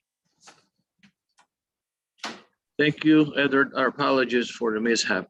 Technology didn't play us right. So thank you for your comments. It's always good to hear what the community, the pulse and what they need to say to us. Thank you. So we've had our public session and our board president's report. Now we're going to move on to our committee resolutions. We're lucky enough to have just a few. Isidro, floor is yours, man. Chair, so thank you. At this moment, I would like to turn over the floor to the committee's vice chair, because there are 4 items that belong to the bid, and some applicants belong to my board, and as such, there is a conflict, and for that reason, the vice chair will report now to the community board. Andrew, you have the floor. Sure, thank you, Isidro. Just for everyone's knowledge here, I also chaired the meeting for the same reasons 2 weeks ago. So I think my plan here is to try to go over the objections and any applications that were contentious. The no objections, I will, if there are questions about it, I can answer questions afterwards, but to try to save us some time, I figured I'd go through objections and then just contentious applications. The first one here is in relation to Taco Bell Cantina. We objected because the application package was incomplete. There was no public notice sign that was posted, and no questionnaire was received on time. Next up here, we have International Drink Group doing business as Buddha Beer Bar. This application actually passed. I just wanted to make sure to know for everyone in the community board that this is not the same Buddha Bar that was discussed last month. This is the Buddha Bar that's located on Broadway. So just want to make that clear for everyone on the board. But that application did pass. Beans and Vines Corp. We objected to this application because the application package was incomplete. There was no public notice that was posted. The applicant was given an opportunity to withdraw, but they did not choose to take that as their option. Therefore, we objected. Moving to the next item, Brazier Ceviche Wine Bar. So that's going to be number 8 on your committee resolution reports. We objected because the merchant was not present to present their case. This application is a request for a significant change in their method of operation, including adding a DJ, karaoke, live band, security. The committee felt that for something of this magnitude of a change, the merchant should at least be present, and they were not. So that's why that application was objected to. Moving over to Above the Heights, this is an application for a catering hall. This application, was I on mute? No, I just muted accidentally. How long was I on mute for? It was like 10 seconds maybe. Okay, cool. So, but you heard everything I said about Margarita Mexican Tapas? No, that's the one you got to talk about. Okay, so that one we objected to because the merchant wasn't present. This application was a request for a significant change in method of operations, and the merchant wasn't present or a representative, so we objected. The next one is the application for a catering hall at Above the Heights. This application passed, but just want to make sure that we share with the full board that there were some stipulations, including changes in terms of the closures that they requested. So Sunday through Wednesday, the catering hall will have to close at 2 a.m. Thursdays through Saturdays, they do have a 4 a.m. closure so that they can accommodate for late night events such as a wedding. So that is on the weekends, and they must post a good neighbor sign at the exit of the location down by the lobby. Similarly, this is now it's in the same location. We received an application for a restaurant bar situated in the same lobby of the hotel that I just discussed, but a different operator. The application passed, but want to share with the rest of the board some of the stipulations. The space is divided into an indoor bar and an outdoor courtyard. For the outdoor courtyard, the location must close at 12 a.m. There was a discussion during the board meeting about Jackson's rule and whether that should force the courtyard area to be closed at 10 a.m. Ultimately, the committee decided that the 12 a.m. was appropriate, and that's what we went with. In terms of the indoor bar, Sunday through Wednesday, we asked for them to close at 2 a.m. They wanted that closed at 4 a.m. And then Thursday through Saturday, they are allowed to, we agreed to 4 a.m. closure for guests of the hotel. And a 2 a.m. closure for non-guests. So folks that are not staying in the hotel won't be able to access the restaurant bar after 2 o'clock in the morning on Thursdays through Saturdays. But if you are a guest in the hotel, you can access the bar up until 4 a.m. Then the last one here of contentious was Mala, the applicant, here are my notes. So a couple things, ultimately the committee decided to object.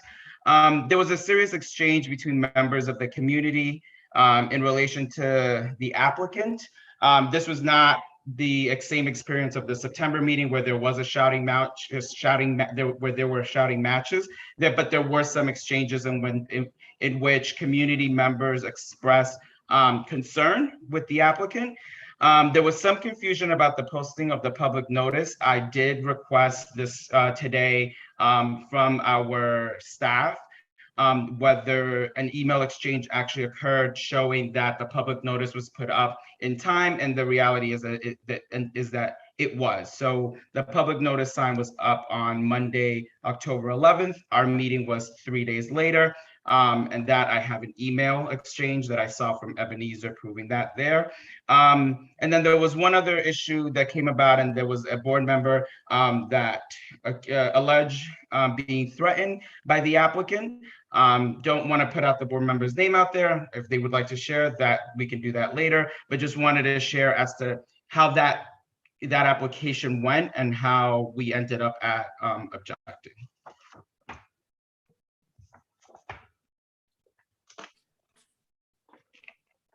And that concludes. End of your report. So we're gonna come to questions. Steve Simon's been holding your hand, and then Tanya. Steve?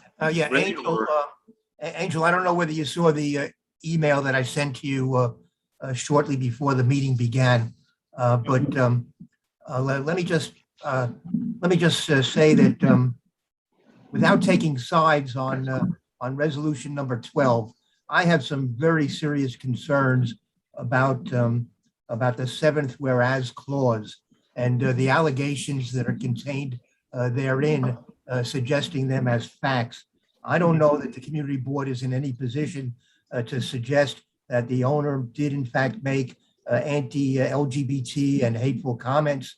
I don't think we should have something here suggesting that she cheated her associate of $500,000. We're in no position, I think, to maybe spread rumors, or at a minimum, it's got to be made clear, perhaps, that these are allegations that were made by other people at the meeting. But this is, to me, this is not appropriate to include in the resolution. And if in fact the previous whereas makes it sound as though there was yet another shouting match and at this meeting, in addition to the one that occurred in September. So if that didn't happen, I think that whereas clause should also be deleted. And could you answer for me? We're saying here that the applicant did not provide the required documentation at the September meeting. Was it provided for the October meeting? Yes, so it was provided for the October meeting, and that's been confirmed. Okay, so again, I think that should be acknowledged. The resolution reads as though the applicant still did not provide that information. I have points I want to make about two other items. On number 10. Steve, if we can have a round of about 6 people, if you want to come back around to and give each one of us a chat and answer some of these questions. So please come back to me. All right, well, as long as I have an opportunity to, as long as you. Yeah, I just want to give fair opportunity to all. Just, okay, well, and then you can come back. All right, Tanya. Okay, what? Right. Yes, yes. I have so it's my understanding that this particular applicant turned in all the paperwork that needed to be turned in, posted what was supposed to be posted. So the objection is what again? So. Yeah, because I'm concerned about what the objection is. I'm confused because if the person has done everything they were supposed to, and I voted with you all because the applicant in September had not turned in the appropriate paperwork because that's an appropriate action. You know, I support your consistency on that. But this applicant has done all of that. So what is the objection? Sure. So what I can describe is the process of how the meeting went during the applicant's turn. There were several community members that came in and spoke for and against the applicant. That led to a very lengthy conversation, very lengthy discussion. At one point, one of the committee members asked to call the question. Someone seconded it. Second that motion. It was so we moved to vote on the applicant, and so the discussion concluded at that point, and a vote was taken. And every committee member the roll call was called, and committee members expressed their vote based on the information that had been discussed before. And yes, were all the documents submitted on time? Yes, that was shared. The police precinct had their opportunity to speak. The community had their moment of time to provide public commentary. There was moments where the committee members were asking questions back and forth and provided their own commentary. But at one point during that discussion, a board member asked to call the question. It was seconded, so then we had to move to a vote, and that's how we got there. Okay, I wanted to finish my statement. I have a point of order. Excuse me, I have a point of order. Go ahead, Jim. What I just heard was that someone called the question and it was seconded. That does not stop the discussion. The question then has to be voted upon. Did you have a vote to end the discussion? It doesn't sound like you did, and you should have. No, I did not have. We did not have. Then you did not follow correct procedure. Let me remind you again of, and this is what we do at the board, the general meeting. So it's what you're required to do too. When someone calls the question and it is seconded, you then have a vote on whether discussion ends or not. And only if that vote passes does the discussion then end. Merely calling the question and having it seconded does not end the discussion. Thank you. Thanks for clarifying. I just want to finish my statement. Thank you for answering. I'm going to be very quick. I promise. Angel, thank you for answering this question. I just wanted to say, and I want to agree with Steve Simon, that I don't think, our job, we're not moral police, right? And we don't know what happened. So what I'm saying is that I don't think we should be basing a vote on hearsay and someone saying someone said something, because if there's bad, vendettas or bad blood between folks, a lot of things can be said that someone allegedly said something. There needs to be evidence presented with that. And even either way, this is about the liquor license. It is up to the community to decide if they don't like this proprietor and don't want to support this proprietor because of whatever other reasons that they may have. But we are done our job by ensuring that this proprietor has turned in their paperwork, done what they were supposed to do. The police said there's no problem. Other community members have voiced their support for this project. The other stuff is just hearsay, and I don't think we as a board should be basing our decisions on businesses based on hearsay. Thank you. Ozzy. Okay, so I have a few points, but I'm going to start with 12 because we are there. I just like supporting what Steve was saying, and it doesn't look good for the SLA. The SLA will look at that and say like, okay, that's like just saying cheating. It's not the right term to use here. That's in terms of number 12. My recommendation would be to remove that whereas altogether. In terms of number 7, the second whereas from the bottom is very confusing to me. So I ask for clarification. The representative indicates to remove a minority owner from the license. What you meant, and I'm guessing, please correct me, that the owner that had 2% shares is going to be removed. That's the ask. And if so, in my feeling that this sentence says something completely different and it's not really, I don't feel it's appropriate. So correct me on this one. And my last point in terms of number 9, if it's on the 12th floor, it's not a storefront. So you have to remove storefront from that resolution. And who is that? Is that Columbia University? Is that, oh, that's the hotel. I'm sorry, you mentioned that's the hotel, right? For number 9? Okay, so that's the hotel. Yeah. So it's on the 12th floor. The venue is on the 12th floor. It's not a storefront. Yes, So and I would do. Go ahead. Okay, so I asked to remove the storefront from 9.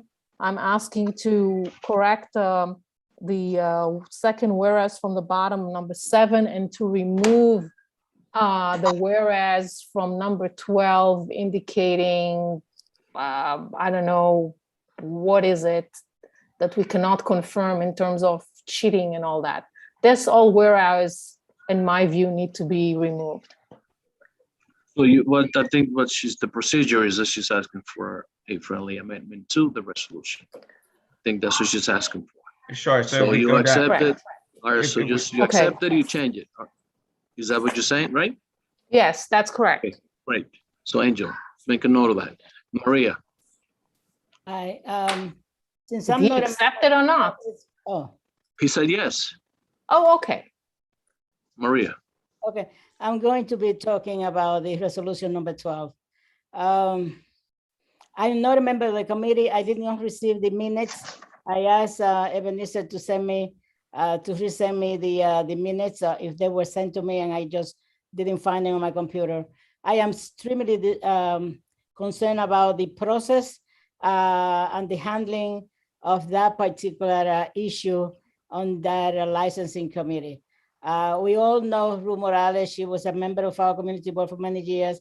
She had one of the temperament like like mine. Sometimes she says the wrong thing. It doesn't probably mean what she said, but being on the attack for many years, this is not the one time. We have to be fair.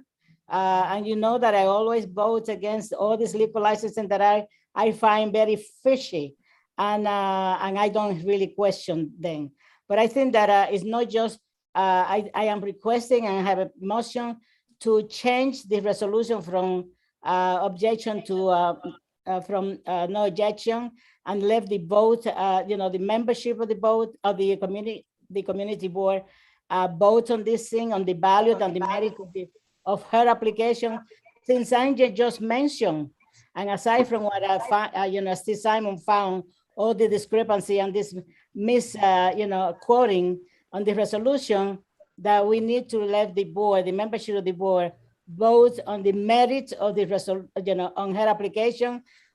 Angel just said that she submitted all the documents that was necessary, and I think that we owe to ourselves and to a woman that is on business, that to let it, just to the community board vote fully on this thing. No, and then, and we have to put the personal things also and personal feelings aside sometimes.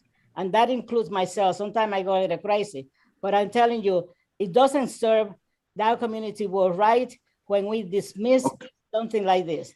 Thank All you right, so so much. we have an opportunity to present our vote. Sally, Marielle, Leo. A motion that to change the resolution from objection to no objection. I second that motion, Maria. Thank you. Third. Chair, I think that. You don't need to do that. You can simply vote You against. can simply just vote yes or no. There's no reason to Correct. change the resolution. Yeah, That's really that's not unnecessary. where we are right now. Yeah, it's unnecessary. All you gotta do is just vote yes or no.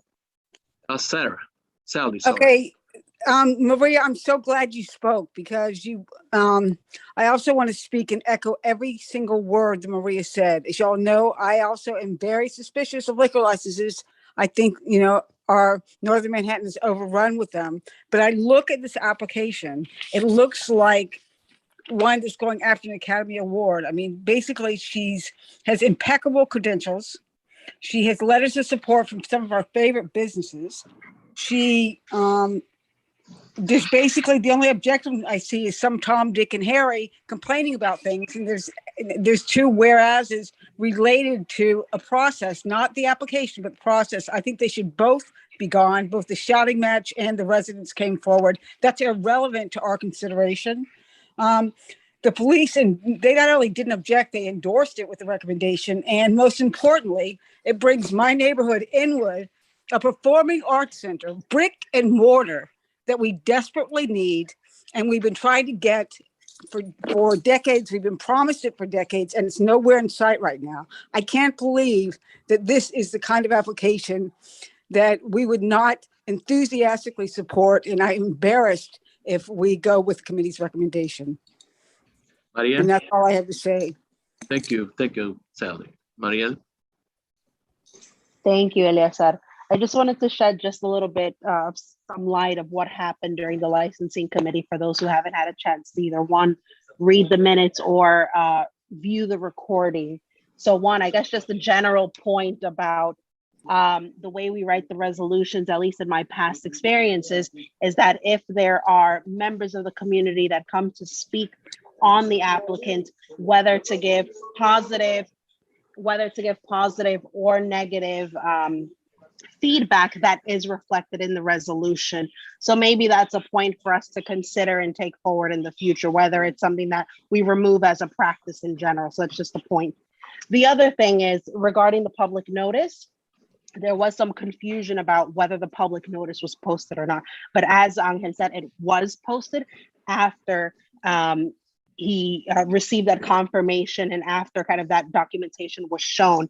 During the meeting itself, that information was not available to us. And there was also, Ruth had shared that her information, her storefront was broken into. And so generally when we vote, we always need to have proof of whether the public notice was posted.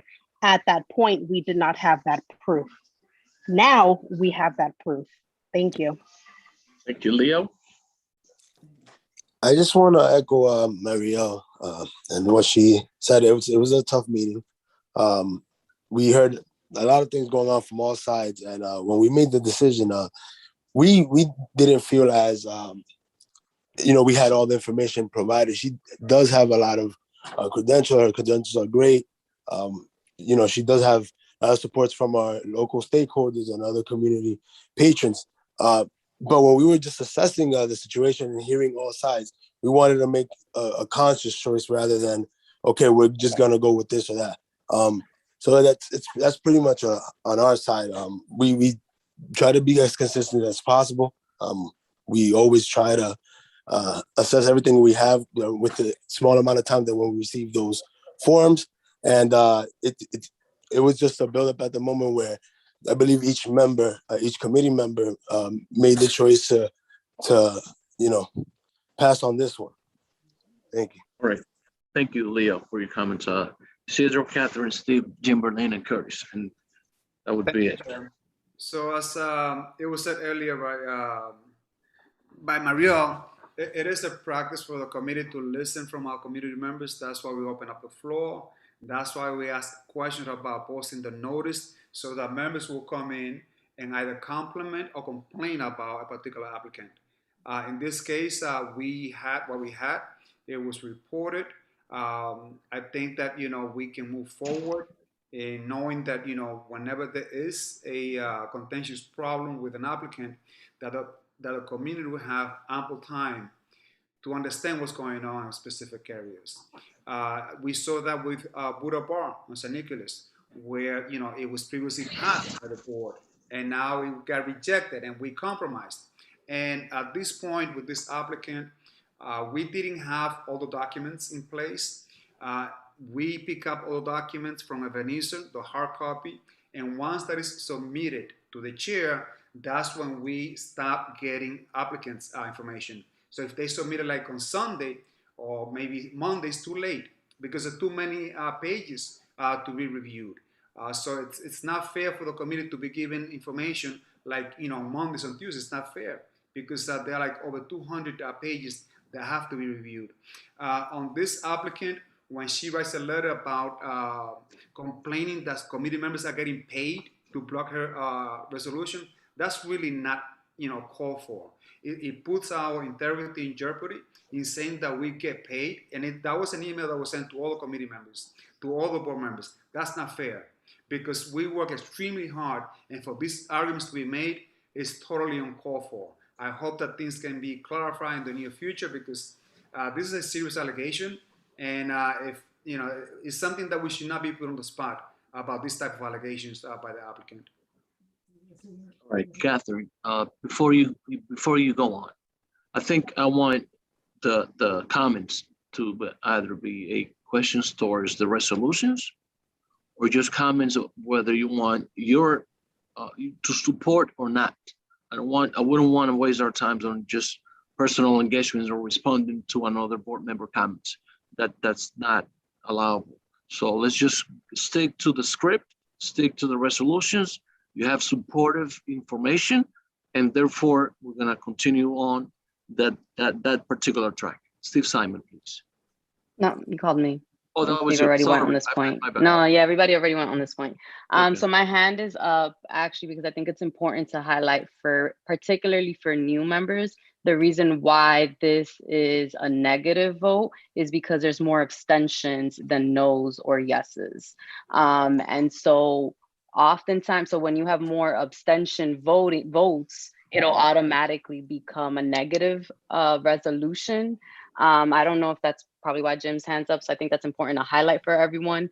And then secondly, I personally watched the recording and I will just say, I think in general, for any committee chair, for any member of the board, like we should not be held hostage and our work shouldn't be held hostage when there are vendettas. It was really disgusting to watch of like, to see that those types of exchanges happen during a publicly recorded meeting when there is work trying to be done. And so I really hope, including any allegations that might come up towards any personal members, that we actually can craft solutions on how to avoid that and address that during meetings, because I think it's incredibly disrespectful and something that we really need to nip in the bud, because it just detracts from the work and leads to resolutions not having clear-cut answers, right? Because you're having crazy exchanges that you don't even know what's happening. So again, I think it's disrespectful and we should come up with ways to address that. Thank you for your comments. Steve Simon.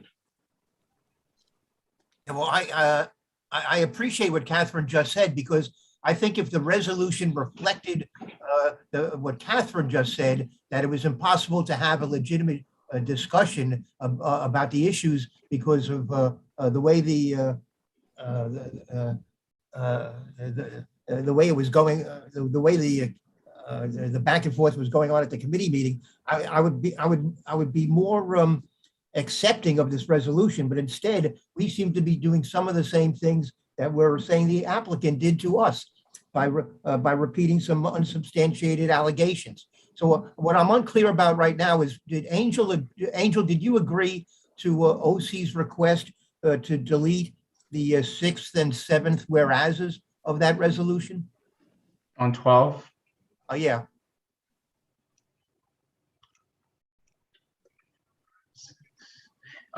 6, yes, should be removed. I do feel like it is appropriate that we can include a whereas that says that's, in summary, can say something along the lines of members of the community expressed concerns and allegations against the applicant. And there were members of the community that also spoke in support of the applicant. I feel that more comfortable with writing the fact that there was a very extensive, probably 20, 25 to 30-minute exchange with members of the public. I would have no problem with that, because then you're not repeating stuff that we're in no position to investigate or substantiate. We have no idea whether or not some of these things being said are true or false, and especially all of these things are pretty damn serious. So I would be more, if you're going to amend the language, that would be fine. Now, what I think Mario just said, that what we found out in the end was that the public sign was posted. Is that correct? So then this other whereas should also be deleted. The fifth whereas. 1, 2, 3, 4, 5. Yes, that should also, we can remove that whereas. All right, very good. All right, now I just want to briefly move on to two other resolutions which are not that contentious. Steve, I have 7 other hands. What? I have 7 other people that that are online to make the comments.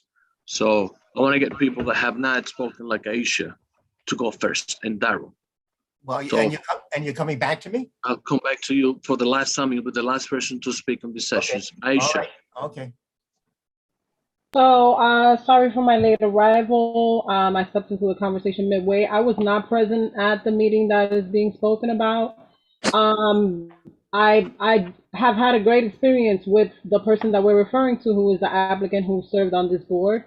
I've seen her community work, which is vast.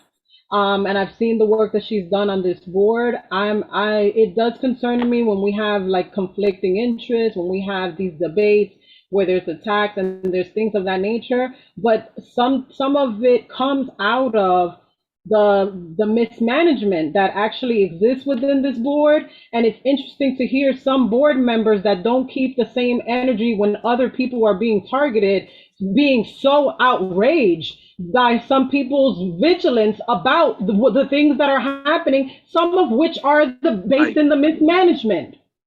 And I would like that to be on record, that that's a part of this dynamic.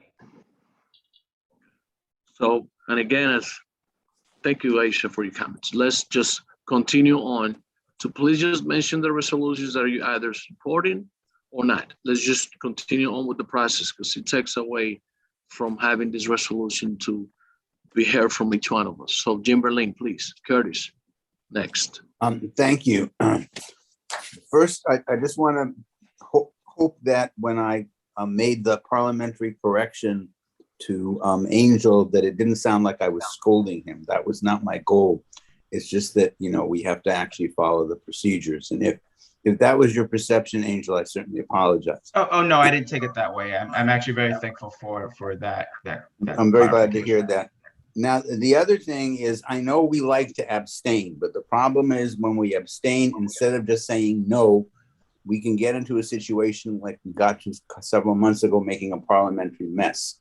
So if you could possibly just be forthright and vote no on these things, it would make things parliamentarily much simpler. And now my questions on the actual resolution.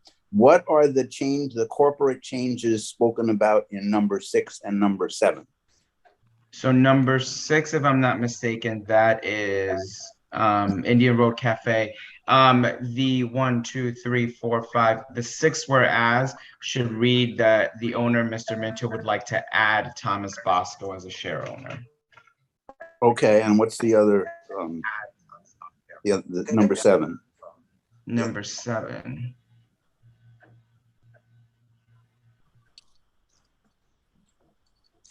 One second. Oh, they wanted to add live music and be able to have a security personnel present. It was a method of thank you very much. That additional information has been very helpful. Thank you. Okay. And for the new board members, it is important that you attend, because the agenda for the licensing committee goes out prior to the general meeting. I think they have a meeting prior to the general meeting that you can attend. So you get much more information when you come into these meetings rather than try to cram it up in the 5, 10, half an hour that we meet here. So I encourage you to please try and assist to those meetings if you're so interested in trying to figure out the dynamics of what goes on. Curtis. So considering that we have all the documentation and everything, all the proof for this particular resolution, resolution number 12, a vote yes is in, could you explain what for the new members? Because right now it's still objection, right? So objections is sustained. So my understanding is currently the resolution reads as an objection to the application, which means the application would fail. So if a board member currently wants to support the applicant, then they would have to vote against the current resolution because the current resolution is an objection resolution. Thank you very much. And my next point was, I'm going to be voting no because I think this applicant is duly worthy to move. This application is duly worthy to move forward. It is concerning to see this particular applicant each time she appears for the board. There's always some drama behind it, and I think it is, especially the resolution is worded. It seems like a personal. There are too many personal interests going on here, and we are doing some of the same things that we accuse the applicant of doing. Hopefully, we can move past that, as Catherine says, and behave as adults. But I do plan on supporting this applicant by voting no. All right, thank you. Liz Ritter, you have not said anything yet. Thank you so much. I apologize for being late. I had a death in the family and we had a memorial service for her earlier this evening, but since it's Zoom, once that was finished, it was actually easy for me to just hop onto this call. So I appreciate Curtis's comments. He said what I was going to say about item number 12. I totally understand that there were some questions there, but in reviewing all of the relevant documentation, it seems like this particular applicant has spoken to that. And I see no reason to object to the license. So I will I will vote no on that particular application. I will vote yes for that application and no on that reso. The rest of them look unremarkable to me. I just have one question. And again, I apologize if this has already been discussed, but item number 16, that's Eleazar's empanada place? Correct. Well, I gotta say, the man makes really good empanadas, so I really can't see what's to object to on giving him a beer license. So just my, so yeah, that's all I got. And thank you. Carlos thing from Ozzy, no, Nobles hasn't spoken yet. Daryl's been No, up. no, Nobles first and Daryl. Daryl's my man. No, that is okay. I will give Daryl the floor. Daryl. But thank you, Eli. Thank you. Well, thank you, Nobles. Appreciate it. I'm not commenting on any particular item, but I was just going back to Catherine's comment, and maybe Jim could speak to this. I mean, if people are unruly and rude, we do have the ability to kick them out of meetings, don't we? And especially in virtual meetings, I would imagine it's a lot easier. It's just a click of a button. So we obviously don't have a sergeant at arms, but you know, if there are protocols in place, you know, maybe in the future it'd be good to exercise those protocols. If I could comment on that, this is actually a sore point that I've been complaining about for years. The community board, sorry, Eli, probably has the ability to throw people out of meeting, probably has the ability to tell someone you are violating the law, because there are probably laws against, disturbing meetings. However, and this has been going on since the beginning of time, we are never informed by either the borough president or the mayor's office what our legal rights are to control the meeting. And that makes us basically, sheep before wolves. We don't know what we can do to stop the disruptive people. Now, fortunately, because of Zoom, we can certainly de facto turn off someone's microphone. We can certainly de facto click on something and throw them out of the meeting. But again, the issue, and this has been going on for at least 40 years, is we have never been told what rights we have to control the public. And this is absolutely unfair to us. And I've grumbled about it for years. Thank you, guys. Cut-off time is 9 o'clock. All right. so that you guys know. Ozzy, and I mean, sorry, there's someone who has not. It was Nobles. No, Nobles, right. Thank you very much, Chair. And I'll make this quick. Look, I am so in favor of supporting is, again, no on 12. Rue Morales, I've worked with her so many times, and I'm like really, really proud of her persistence and attention to detail in this paperwork. And so I am voting, again, no on 12 here. And I also want to say I'm voting yes for sure on number 16. Congratulations, Eli.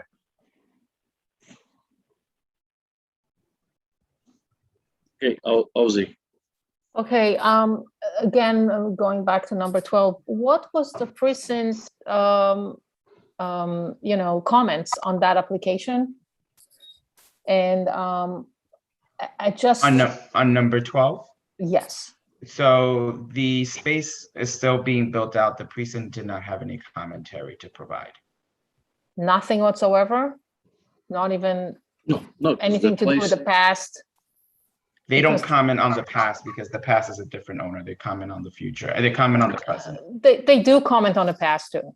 Okay, so what I'm telling you though is that I was at the meeting and the police precinct only commented on what the current owner is. And I just said that they sometimes do it, but I think that the applicant doesn't have to submit the application to the SLA. It's up to the applicant. So if this resolution doesn't pass, they can come back next month with improved application and try to pass then. I just want to make clear that it's not the end of the line. Okay, thank you for that point. Maria, Steve, and Aisha, and then Isidro. Then I'll call that a day. The resolution number eight, what was the reason for not supporting that, the objection to number 8? The Margarita? Yeah, so that they are looking for a change in method of operations where they want to add a DJ, recorded music, live music, a band. Unfortunately, the merchant did not come to present their own application. That's enough. Also, going back to number 12 and number 16, all the, the numbers, the owner of number 16 haven't sent me an empanada, so I don't think I will have to say yes or no on the thing, unless there is something sent by Uber tonight before the meeting is over. So empanadas is is up there, but number 12, I urge everybody to put all the sentiments aside. This is a woman that is trying their best. We need to support her. We need to support her. Vote no on number 12, please. She is a good lady. Thank you. Thank you. Steve, please make it as brief as possible. You didn't say anything about sending me the empanada. What was that? You didn't say anything about sending me the empanada. Everybody's praising the empanada. I'll send you a couple. Okay. Forget about chicken it. and cheese. Chicken and cheese. I'm on a diet. So it's all right. I'll bake it. I'll bake it for you, Maria. Steve, Aisha, Liz, and then Isidro, and then we'll wrap it up. As long as we're talking about resolution 16, it says that there's a new owner. Is that accurate? Aren't you the owner? There, I don't see that there. It's 1, 2, 3. The fourth whereas says per the new owner. It should be a cook, and then the cook. So we can remove the word new. It should just be okay, for very the good. owner. Yeah. Okay, so on resolution number 8, I have a friendly amendment in the fourth whereas. I believe it, based on what you just told Maria, I believe it should read, the establishment's proposed method of operation includes would include having a DJ live music with a band, and which constitutes a significant change in the method of operation. I think you need to have a stronger rationale as to why we're objecting. Okay, I can accept that. Okay. And I'll look I'll look directly on the application. Thank you, Steve. And in number Aisha. 10, in number 10, I need help from Wayne on this one. When we reviewed this project, I believe we secured a commitment that the courtyard was going to be open to the general public. Did I hear you say earlier that the courtyard is basically part of this establishment for the customers? No, so the courtyard is open to the entire community until 12 a.m. until midnight. But is it reserved for the customers? No, it's for the public. It's for the public. Okay, very good. All right, thank you. Aisha, Liz, Natalie, and Dennis Cesar, you can wrap up. First, I just want to make sure that I'm clear that we're only voting on licensing matters today and that there's 16 with a few withdrawals. I just want to make sure I have the most updated agenda. Is that right? Okay. Yes. So what I wanted to say is, as much as I respect sentiments to make sure online or in person that we're dealing in a respectable manner, that nobody comes to harm, that people are not disrespected. Those are all worthy things. But we also need to put on the table that this is not where free speech should come to die. This is a democratic process. And community members have commented to me multiple times about how limited they feel. I know that we're in a pandemic, right? But we've done things even before this pandemic to limit time and all these sorts of things. When I started as a board member, there were meetings that I was at that went until midnight, right? And it's an applaudable effort to lower that amount, but I don't think that work should be cut off so that people can go home early, and especially now to just be able to click off. There's work that we are here to do, and this is a free speech process that should not be limited. Liz. I'm sorry, I thought you were going to respond to Aisha's. I wasn't ready. Thank you. Thank you for recognizing me again. I just want to say that I'm going to vote no on number 1, which is the one that's objecting to the renewal of Taco Bell Cantina on Dyckman Street. I understand that they did not show up for that particular meeting, and I totally respect that it's important to get people to take this process seriously. On the other hand, I view the importance of coming before the committee sort of differently when it's just a straight renewal for what you're already doing, as opposed to a new license altogether or a license to do something new in a new way. So if it's a change of method of operation, then yeah, I really feel like you should come to the committee. But if you're just getting a renewal to continue operating your business as you've been operating your business, and if you don't have a public record of a lot of issues within the community, then I personally would support that. So everybody can do what they want, but I'm going to vote no on number 1. And on number 2, Buddha Beer Bar, I just want to make clear, if it wasn't made clear already, Buddha Beer Bar is a wonderful bar on Broadway. It's a clean bar. They have a good operation. They're good community actors. They don't have fights. They don't have complaints. And they have nothing to do with the Buddha something place up on St. Nicholas Avenue that's been like torturing us for months. So please don't hold that against James Lee, who's a good operator. And I encourage you to support number 2.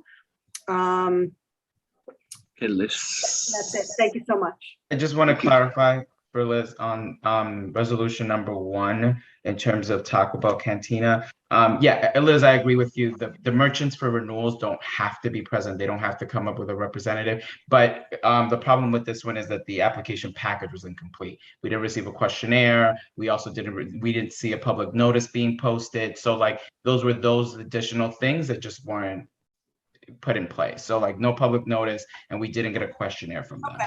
That's a little different then. I'll take that into account. Thank you for clarifying. Sorry. Natalie has a quick announcement or report to make on Gail.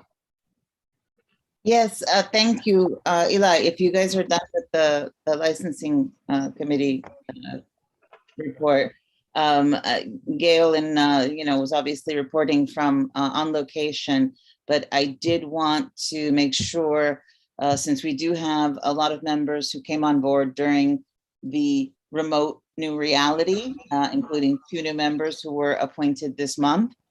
I want to make sure that I remind folks of the CB Leadership Training Series that is still ongoing. We have a few coming up this week. I don't have a chat to drop the links into, but I know that each of you got them in your mailbox. There are some that are for CB members only. These are very good ways to train to know what the CBs are, or what the role of a CB is, and then do a deep dive into some of the other issues like landmarking and land use. The ones that you couldn't attend should be recorded and up on the site soon. And then just parenthetically, I will say, as a member of this community and as a former member of this board has, a lot of passion, a lot of emotion, and also a lot of friendly banter. And I want to clarify for posterity that Maria Luna was not soliciting a bribe of an empanada in exchange for a vote of support on Eli's license. Thank you very much. Isidro. I'm not so sure about that, Natalie. Isidro, go ahead. No Now I'm comments. gonna have to pay for my empanada. Is that what you're saying? Maria, stay quiet as your lawyer. Isidro, go ahead. You guys are hilarious. So as far as license on the agenda number 12, I think that we should come back to committee and hopefully have a better dialogue, a better conversation between the owner and the committee to fully understand what the dynamics are, what the expectations are, what the method of operations shall be. And we hope that we will not have shouting much, and when controlled, we can have a true essence what is going to be brought up around that particular area. So I hope that in due time, this committee should find out what's coming to this area, and also that the board will feel more comfortable in knowing what's coming up, because without a simple conversation between the owner or the applicant and the committee, we will not know what's coming up. So I hope that a vote note on this agenda doesn't necessarily mean that it's going to be a note forever, but it should come back to committee so we can have a full understanding what is coming to the area in a very precise and controlled dialogue. I think we'll have a better understanding what's coming up with this area. I think it's a better idea, and that's just my opinion. Thank you, Chair. Thank you all for your uplifting comments, and the discussion is always productive. We learn a lot from the process and from one another. So Catherine, thank you for your comments, Maria, and each and every one of you, the committee that worked so hard. And thank you, Maria, for making everyone hungry. So Betty, this is your time. Thank you, Angel. Thank you. Thank you, Angel. Thank you. Sorry.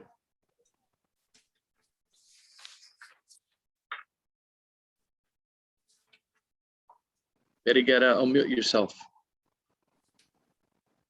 Betty, unmute yourself. Yes, All right, I thank do. you. All right, Okay. bye. But no, the list is in alphabetical order. We have resolutions 1 through 16, where we're not voting on number 13 or number 16. Number So 15. if you would, or number 15, sorry about that, number 15. So if you would provide me with first your no's, you're not voting or you're abstaining first, and then I'll be able to take it from there. So let me start with Mary Anderson. No to 12, yes to the rest. Pencil here in case anyone changes. No to 12. Okay. All right. Glennis Aquino Gill. Glennis? Here. Hello? Yeah. Can you hear me? Can you hear me? Yeah. Sorry, I was Yes. having connection issues. Yes to all? Okay. Wayne Benjamin. No to 12, yes to the rest. Berlin. I vote no on 2, 7, 10, 11, and 12. And I vote yes to the rest. No on 2, 7, 11, and 12. Okay. Daniel Bonilla. Yes to all, abstain on 12. No to all except for 12? Yes to all, abstain on 12.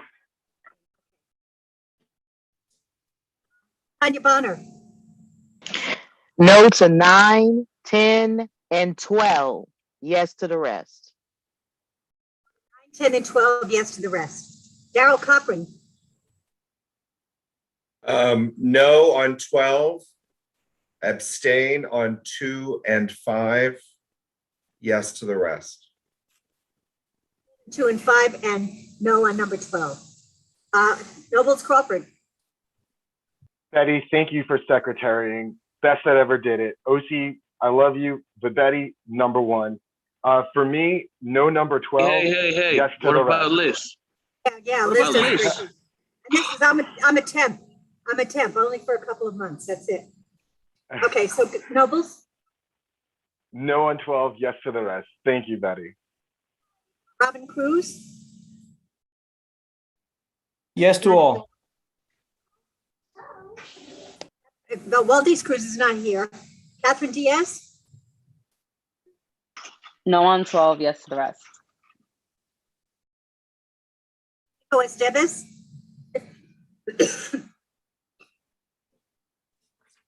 Domingo, you there? I'll come back. Gabriela Estrella, No on 12, yes to the rest. Fernandez is not here.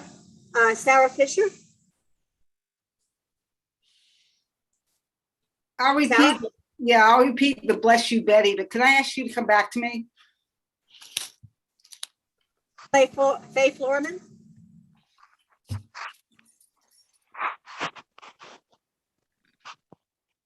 okay.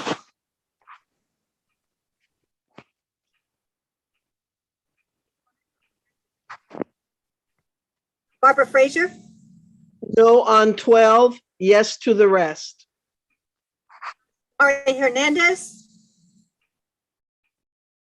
Yes. to Samari all. Hernandez, Yes to all. yes to all.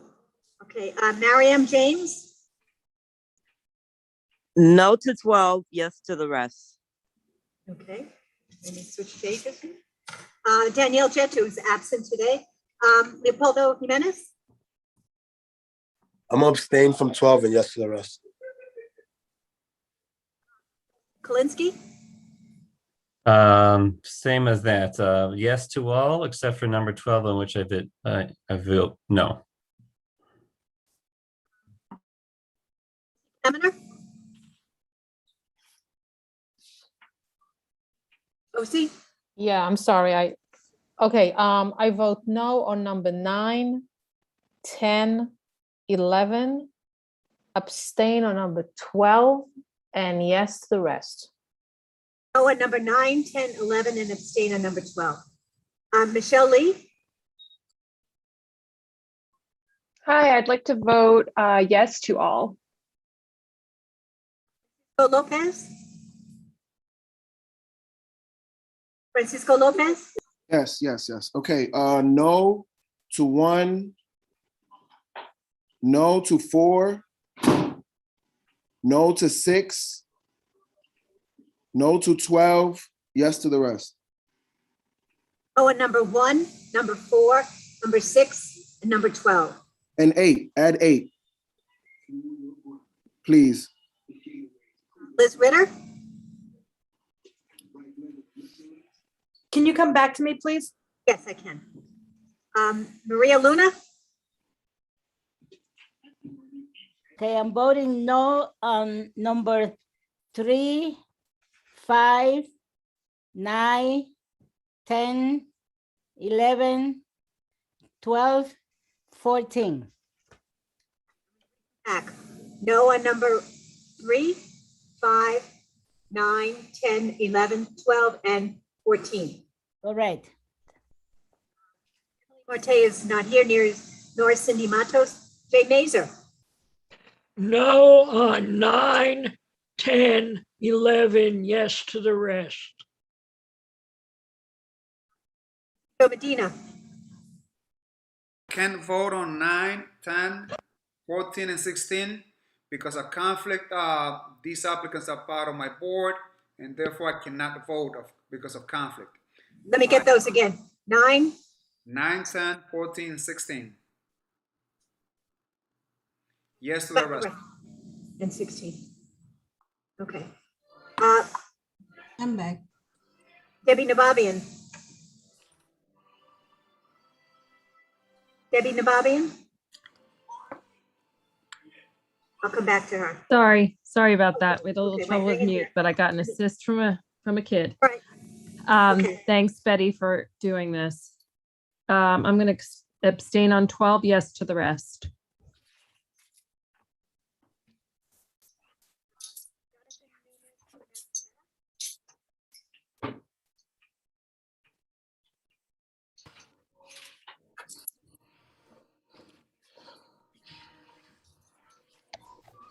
Betty, is it possible you got on mute?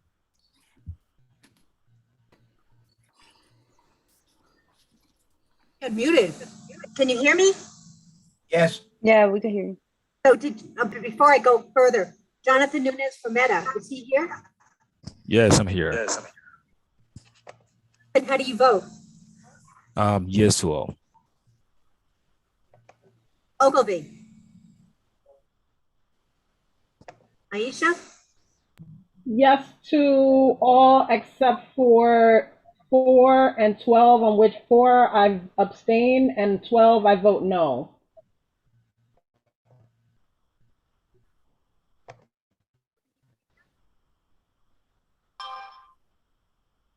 Hi, Betty. Cindy Matos. I'm present and I'd like to vote, please. Oh, I'm sorry. I didn't know you were here. Cindy, go ahead. I'm going to vote yes to all. Thank you. Okay. Sorry about that. Wendy Pena? Yes to all. Paradise Phoenix, I have her as absent. Bruce Robertson? 12 no, yes to the rest. Thank you, Betty. Genesis Salas? Oh, she's absent. Sorry about that. Etta Santiago? I'm going to vote no on 12, yes to the rest.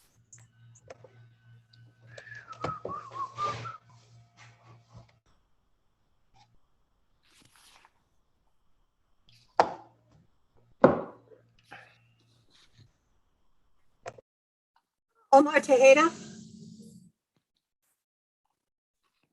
Omar? Sorry, dealing with a newborn, trying to put him to bed. Abstaining on 12, yes to the rest. Vasquez? Angel Is that me? Vasquez? Yeah. Abstain on 12, yes to the rest. Curtis Young?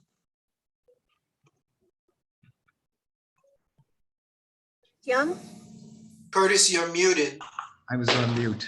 So I am voting no on number 12 and yes to the rest, please. Eli Bueno? I'm gonna abstain on 16, of course. I'm gonna vote no on 12 and yes to the rest.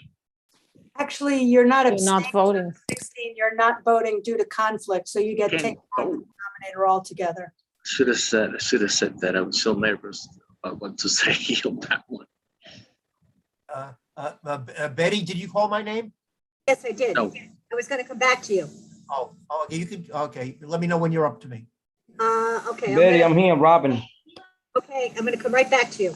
Okay, I'm at the end of the first list, so I'm going to vote no on 12 and yes to the rest. Okay, so back to the people that I had that come back to. Domingo Esteves. Domingo. Yes. So I love the advocacy, man. What's her name? She just changed my mind. Hopefully, as our community's flourishing with so many new business, she considers it and she votes no and helps other businesses prosper.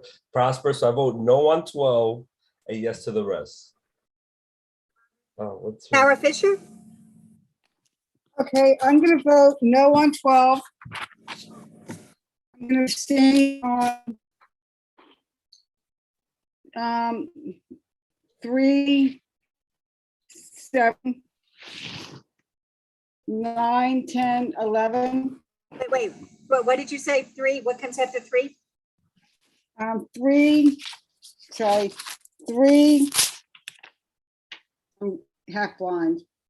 7, 9, 10, 11, and 14. And yes to the rest. Voting on number 12. Oh, no. Ray Florman? Ray Florman? Yes to all. Okay, okay.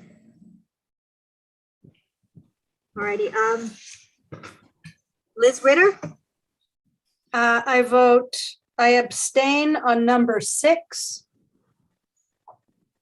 I vote no on 11 and 12, and yes to the rest. Jonathan Nunez Frometa? Jonathan Nunez Frometa? He voted. You voted. All right, I had him down as come back to him, but I needed to erase that. Sorry about that. I think he voted yes to all, if I'm not mistaken. You did. Yes, you did. Sorry about that. I didn't take that off there. And then it's Steve Simon. All right, well, he votes abstaining on 4 and 6, and he votes no on 12, and yes on all others. I wasn't able to vote. Abreu. I also wasn't called. Marielle Ali. Richard Allman. Richard, okay, I didn't know you would come in. Okay. All right, let's all help Betty, people. Okay. Clarified. Steve, you voted abstain on 4 and 6 and no on number 12. Is that right? That is correct. Okay. The people that I missed are Richard Allman, Abstain on 12, yes on the rest. and who else did I miss? Marielle Ali. Oh, Abstain sorry, on Marielle. 12. I apologize. I did miss you. Sorry about that. No, no what worries. did you? Abstain on 12, yes to the rest. Well, I know there was one other member. Abreu. Joel Abreu. Sorry about that. Yes. Yeah. So I vote no to 4, 8, and 12. Anyone else? Anyone wanting to change their vote? You got my vote? Robin Cruz? They want to speak if it's possible. Yes, it was yes to all. That's what I had. Yes, correct. So, Faye, have you been called upon? no, Anyone I missed? Anybody? I raised my hand, but I put it down. Can I? Faye Florman, I did call you. I didn't think you were Yes. still here. No, I just wanted to say no for 12 and yes to the rest. That's what I wanted to correct. Because first you called me and I didn't respond, that I wasn't, on the screen, in front of the screen. So I can. Now looking, without doing an exact count, which I will do, but not to hold anybody up, it looks to me like 12 went down. We have like 42 board members, and it looks to me, I'll add them up, 1, 2, 3, 4, 5, 6, 7, 8, 9, 10.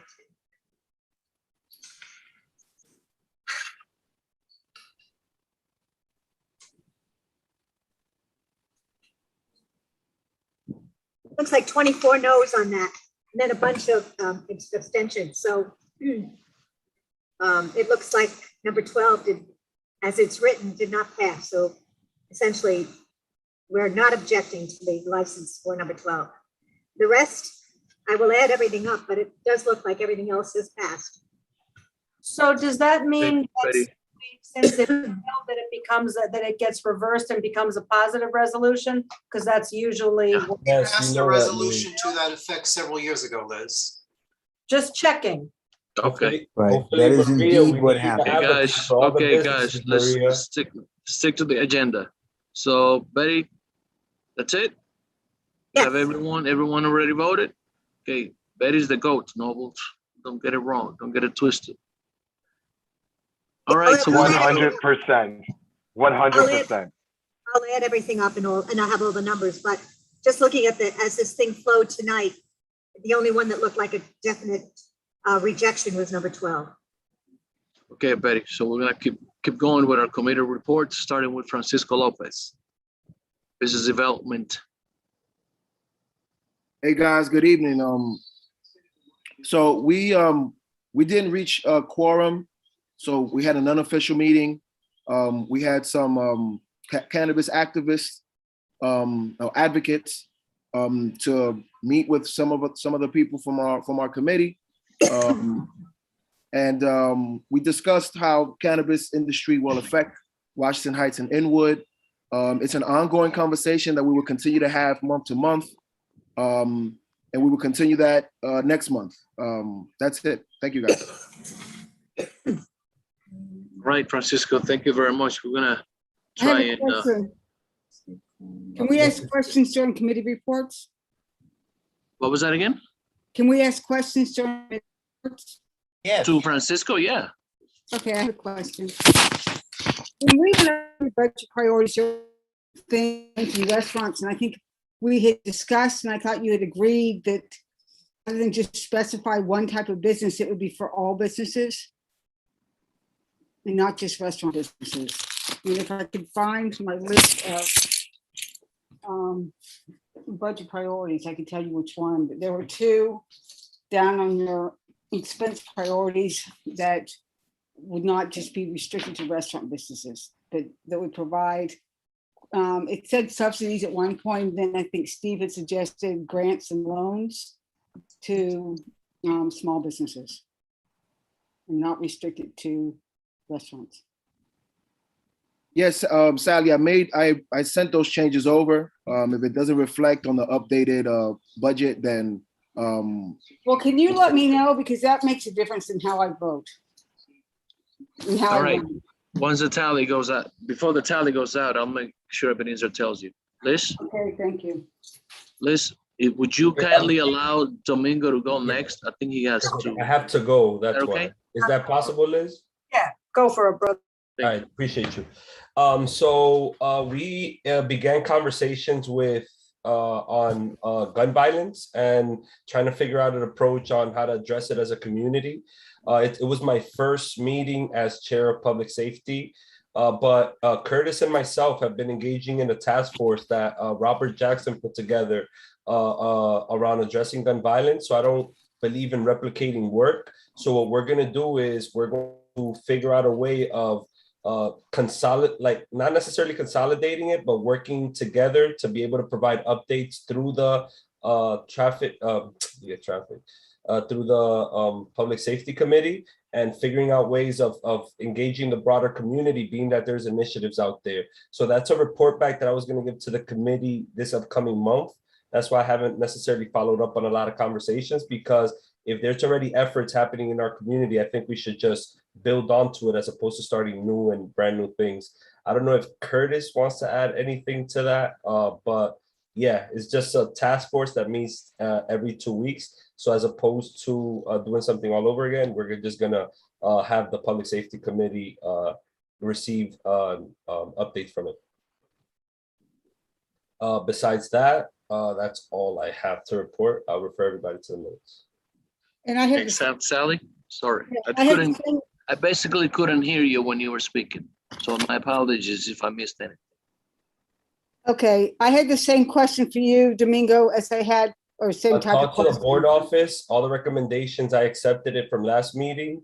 If it's not updated, you vote as you please. All the recommendations were provided to the board meeting. Okay, I was just concerned about the fact that we wanted to take mental health and separate that. We don't want to just augment training for policemen. We want mental health crisis response teams to respond directly to EDP calls. As a person of color, Sally, I completely agree with you. I understand the impact that has had, putting both of them together within marginalized communities. Thank you for So that change was made? I accepted all changes. Everything was. Yeah, I think it's already been stated that the changes were made. They were sent to the office. The office needs to make sure they get the current documents to everyone. Okay, Right. that was great. Absolutely. Thank you. All right. So Liz, your report. And everybody have a good night. Thank you all. Thanks. Yeah, read the minutes, please. And I just wanted to let everybody know that, if it's Wednesday at 11 o'clock, the Parks Department must be having a ribbon cutting. There was a ribbon cutting. There was an event on the High Bridge 2 weeks ago. There was a ribbon cutting at the Ann Loftus Playground renovation last week. And then tomorrow there's a ribbon cutting for the reopening of the High Bridge Tower. Super, super, super excited about that.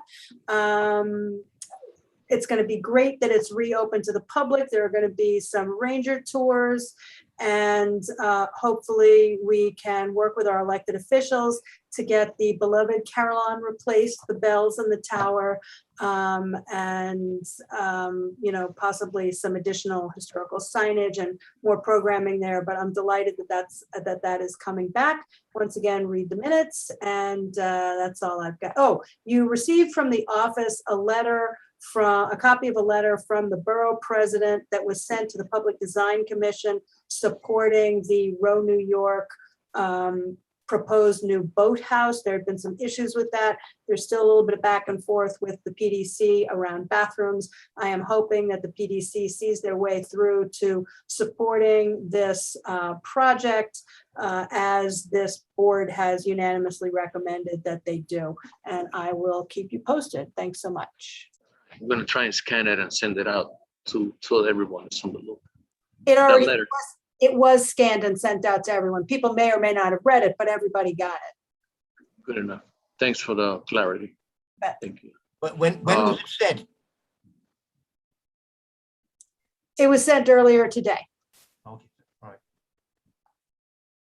Betty? On mute. Question, looking over the list, comparing the attendance with the voting, I have a Jemima Alcober that was here earlier in the evening, but did not vote. Is she still here? You know? Who's that again? Jemima Alcober, Alcober. It's Jumirna, and she's a brand new member. She was here earlier. She was here earlier. She's not here. I just want to make sure I didn't miss her. Okay. Yeah, I was going to introduce her, but she skipped town. Okay, Mary Anderson. Agent If report. I could just interrupt, because we may have a problem. Remember, I warned people not to abstain. If too many people abstained on number 12 and did not vote no, then it turns out when the way the thing gets reversed is we actually reverse the votes. We make the yes votes no, the no votes yes. But if there are too many abstentions, the opposite votes still don't have a majority, and then we can't do anything. There's no danger of that, Jim. There were 8 abstentions, like 7 yeses and 24, 25 no's. So it's well over half. I'm very glad that you kept the tally, and I'm sure, but I just wanted to alert people that I get it. Yeah, I get it. Very good. Thank you. Thank you, guys. Just allow us to continue on with the committee reports. Mary Anderson, please. Yeah, most of our last meeting was discussion finalizing the budget items. We talked a bit about how the senior centers are doing, and most of them are, having a nice increase in their programming, and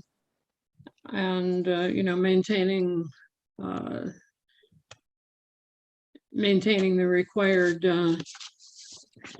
limitations in terms of numbers allowed inside and social distancing. Our next meeting will be, November 4th, and we will be having a revisit from Bianna Roik, Senior Associate Dean for Clinical Affairs at Columbia University College of Dental Medicine. She'll be giving us an update on the pilot project for seniors in terms of dental care. I understand they have a van in place, and they're hiring a driver, and there's projects on the agenda, getting almost ready to roll. So that'll be exciting, because our seniors are certainly in need of better dental care than they've been getting, especially homebound seniors, but also even the seniors that are going to the centers. So my understanding is that they will be included as well in this program. So hopefully we'll see some of you at that meeting. Thank you. Does anyone have any questions to Mary? No? Thank you, Mary, for all the work you do. Mr. Benjamin, Oh, thank you, Eleazar. So the from whatever you are. The Land Use Committee had 4 presentations in October. I refer you to the minutes, which are, fairly detailed, as well as to the recording of the meeting. We had a presentation on the ELIZA, the groundbreaking for which was, just a few days before. But one of the main purposes of that presentation was to seek support for getting a permit from the Department of Buildings to have basically a full day of construction on Saturdays.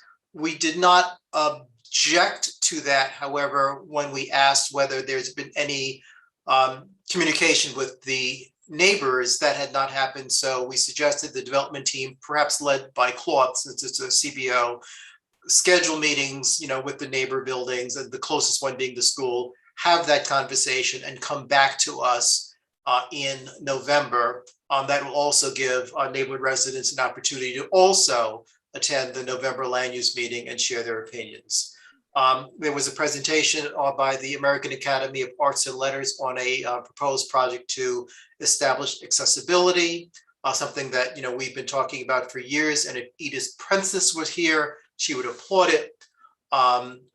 And as part of that project, the north and south buildings would be linked at the westernmost portion of the Audubon Terrace complex.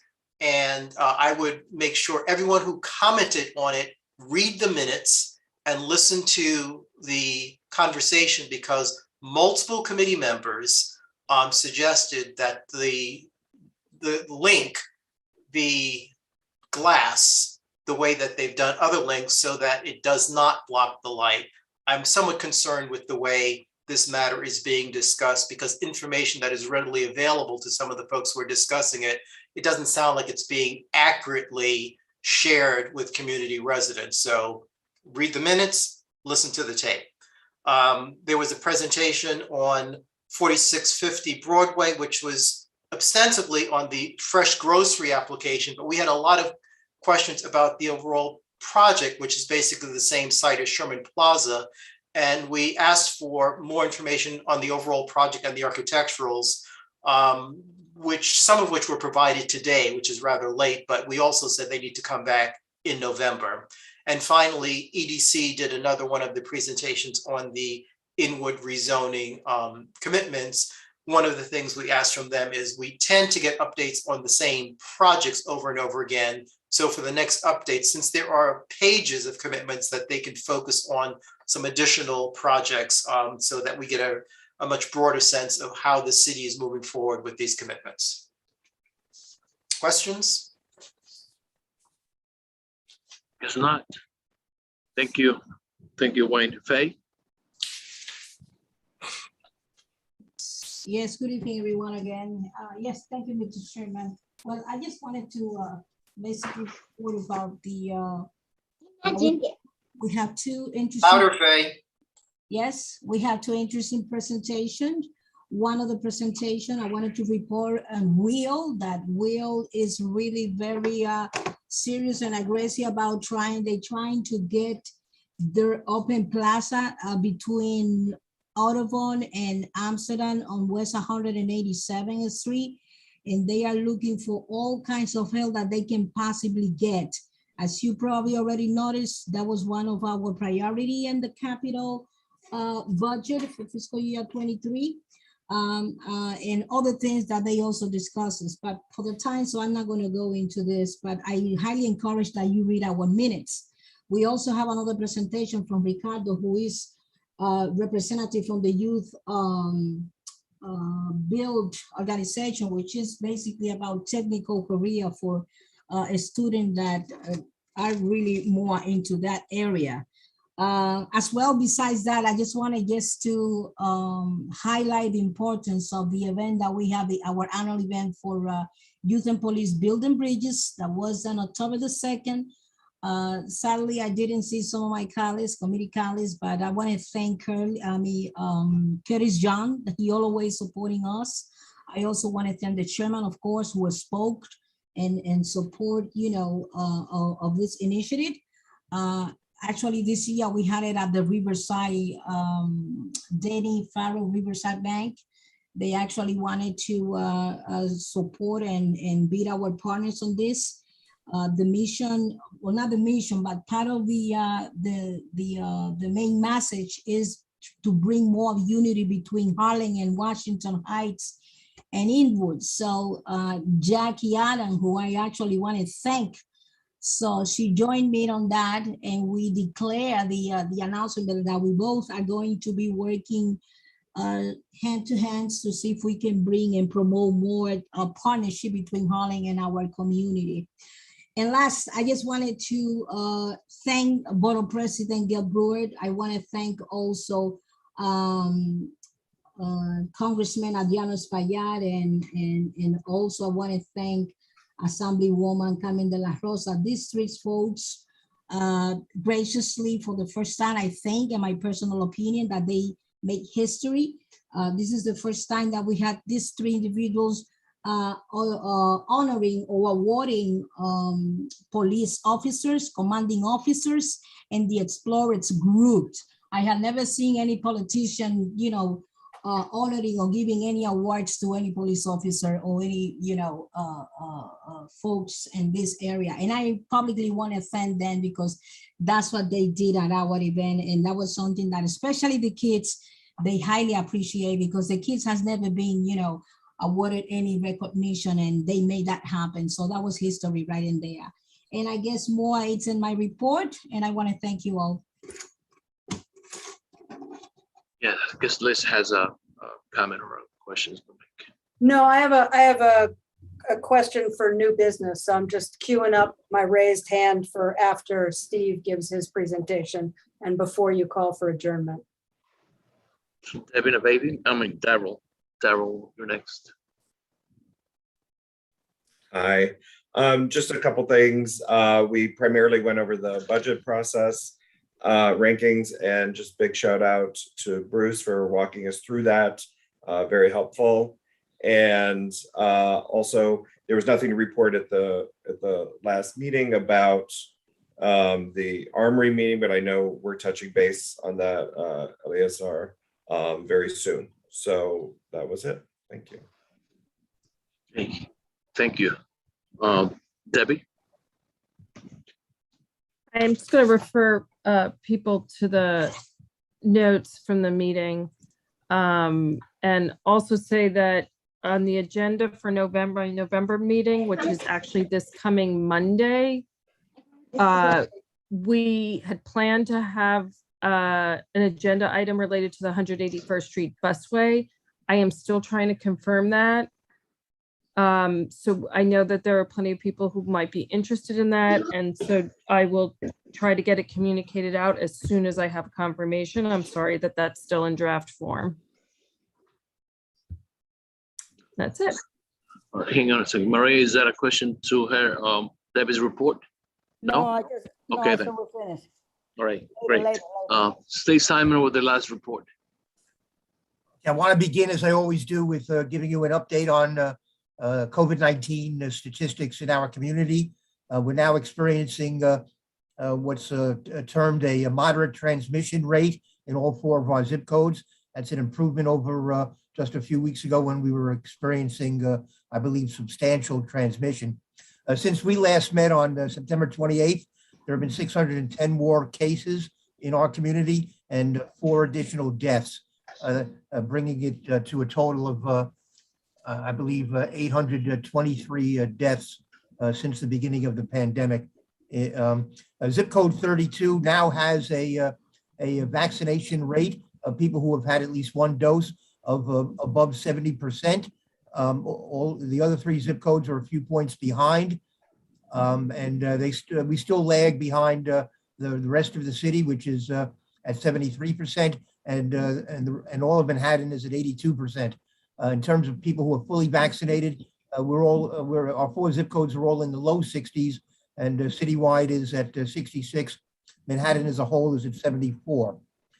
So we still have a lot to do, and our resolution from last month calling for a full-time walk-in vaccination center is still relevant considering those statistics.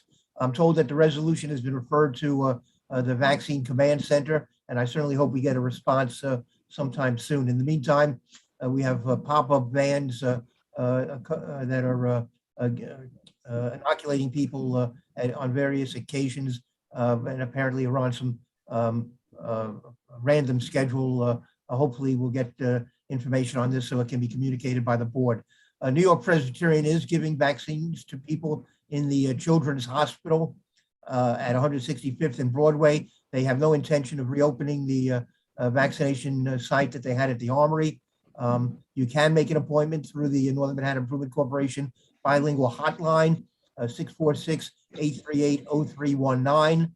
The hospital reported to us that numbers of COVID patients are going down, and throughout their system, they had no particular task force on the facilities in Washington Heights and Inwood, and they also had no news to report on the return of the psych unit to the Allen Hospital. And last thing I would like to, Isabella reported that 99% of its staff has been vaccinated, and 89% of its residents. And finally, I just want to say that I've been in touch with the Green Market, and they are planning to bring back textile recycling to the Inwood site on Isham Street sometime in the near future. Thank you.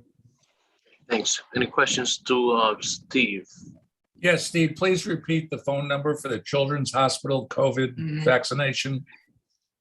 646-838-0319. Thank you. It's a bilingual hotline. Is that vaccination good for people who are looking for boosters, or only for people who are unvaccinated and looking to get vaccinated? I believe it's for both. It is. Oh, I'm sorry. Of course it's for both. I made an appointment to get a booster. Yes, it's for both. I was going to say, I got mine. Yeah. Okay, great. So thank you guys for all your work. Committee chairs, thank you. It's been a hectic week with all the budget and all the work that you got to put in, helping the committee members understand that and do the best you can. So I think Liz has something to talk about in new business, or Maria, and then I guess Wayne. Yes, so thank you. Yes. So I just wanted to say that earlier last month, this is an important issue. I hope people don't drop off the call.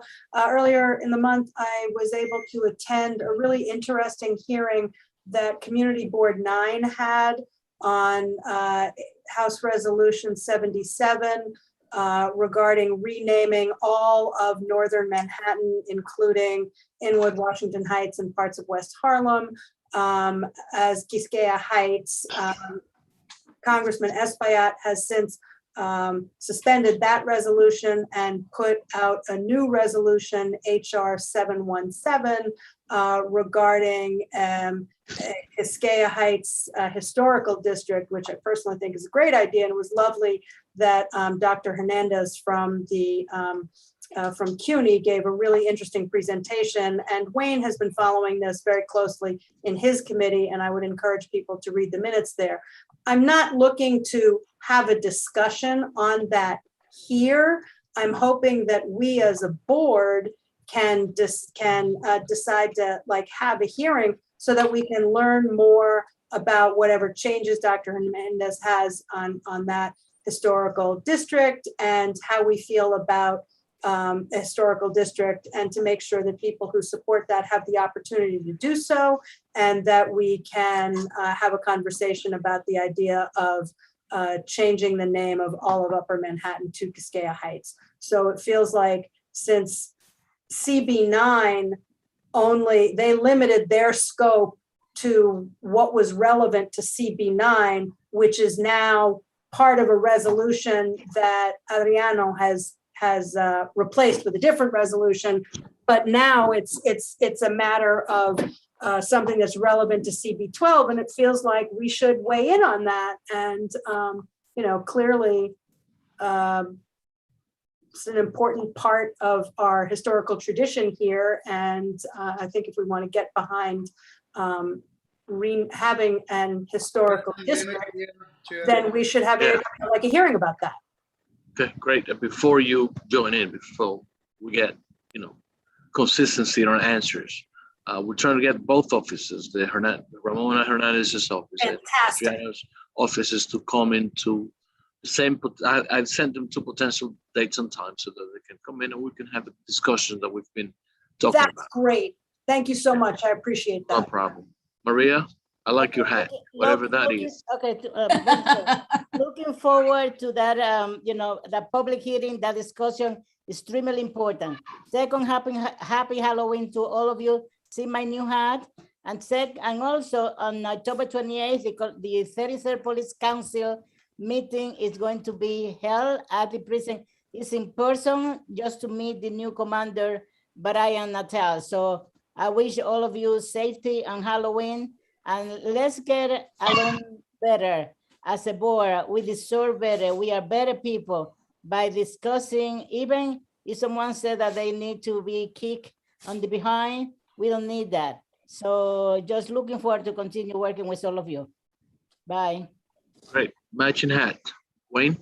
So just really quickly, the hotline number that Steve shared, my suggestion is for the office to email that number around to the full board so that it's a resource that is more readily available and we can share it with others that may need it. Another great idea. Steve Simon, again. Yeah, let me get a decent looking flyer that we could send around, and I would ask that we send it around at least once a week to remind people that there's an available place in the community where they can get vaccinated. I probably should have brought up this last point earlier in the meeting. Eli, I sent you an email during the course of the meeting. I pulled out my copy of the bylaws, and I think we need to clarify this point. My copy says that public speakers may be questioned during the public session only by board members for information upon the subject presented, but debate shall not be permitted during the public session. So evidently, we do have the right to ask questions. They just have to be specific to the matter that the public speaker reported on. So I don't think we can shut off questioning during the public session. And Jim, I expect you to support that. You don't have to support it. It can't be done as long as it hasn't been done for as long as I've been here for the past 5 years. But as long as it makes sense, hold on, You've Jim. read the bylaws correctly. Yeah, so as long as it's someone done. has a question, and in fact, I texted the same thing to Eli.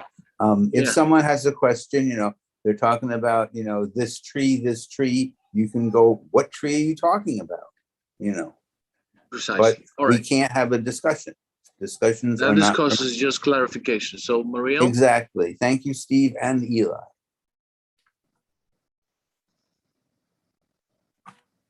Maria? Yes, thank you. Just wanted to say, firstly, I'm looking forward to participating in the discussion regarding Congressman Espaillat's resolution that's being put forward once the date is decided. And then separately, just wanted to kind of put out there to the rest of the community board that I'm doing a little bit of work on, just as I mentioned earlier, on really making our community board more climate resilient. And so doing some brainstorming with a couple of other folks. So if anyone's interested in getting involved, please do reach out and we can work on that together. Thanks.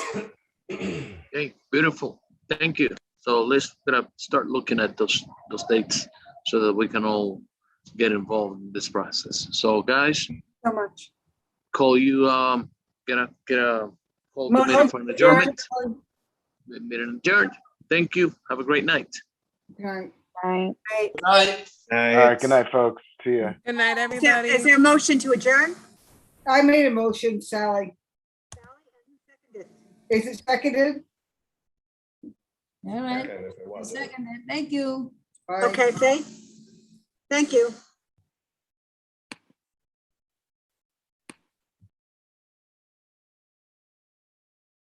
I don't.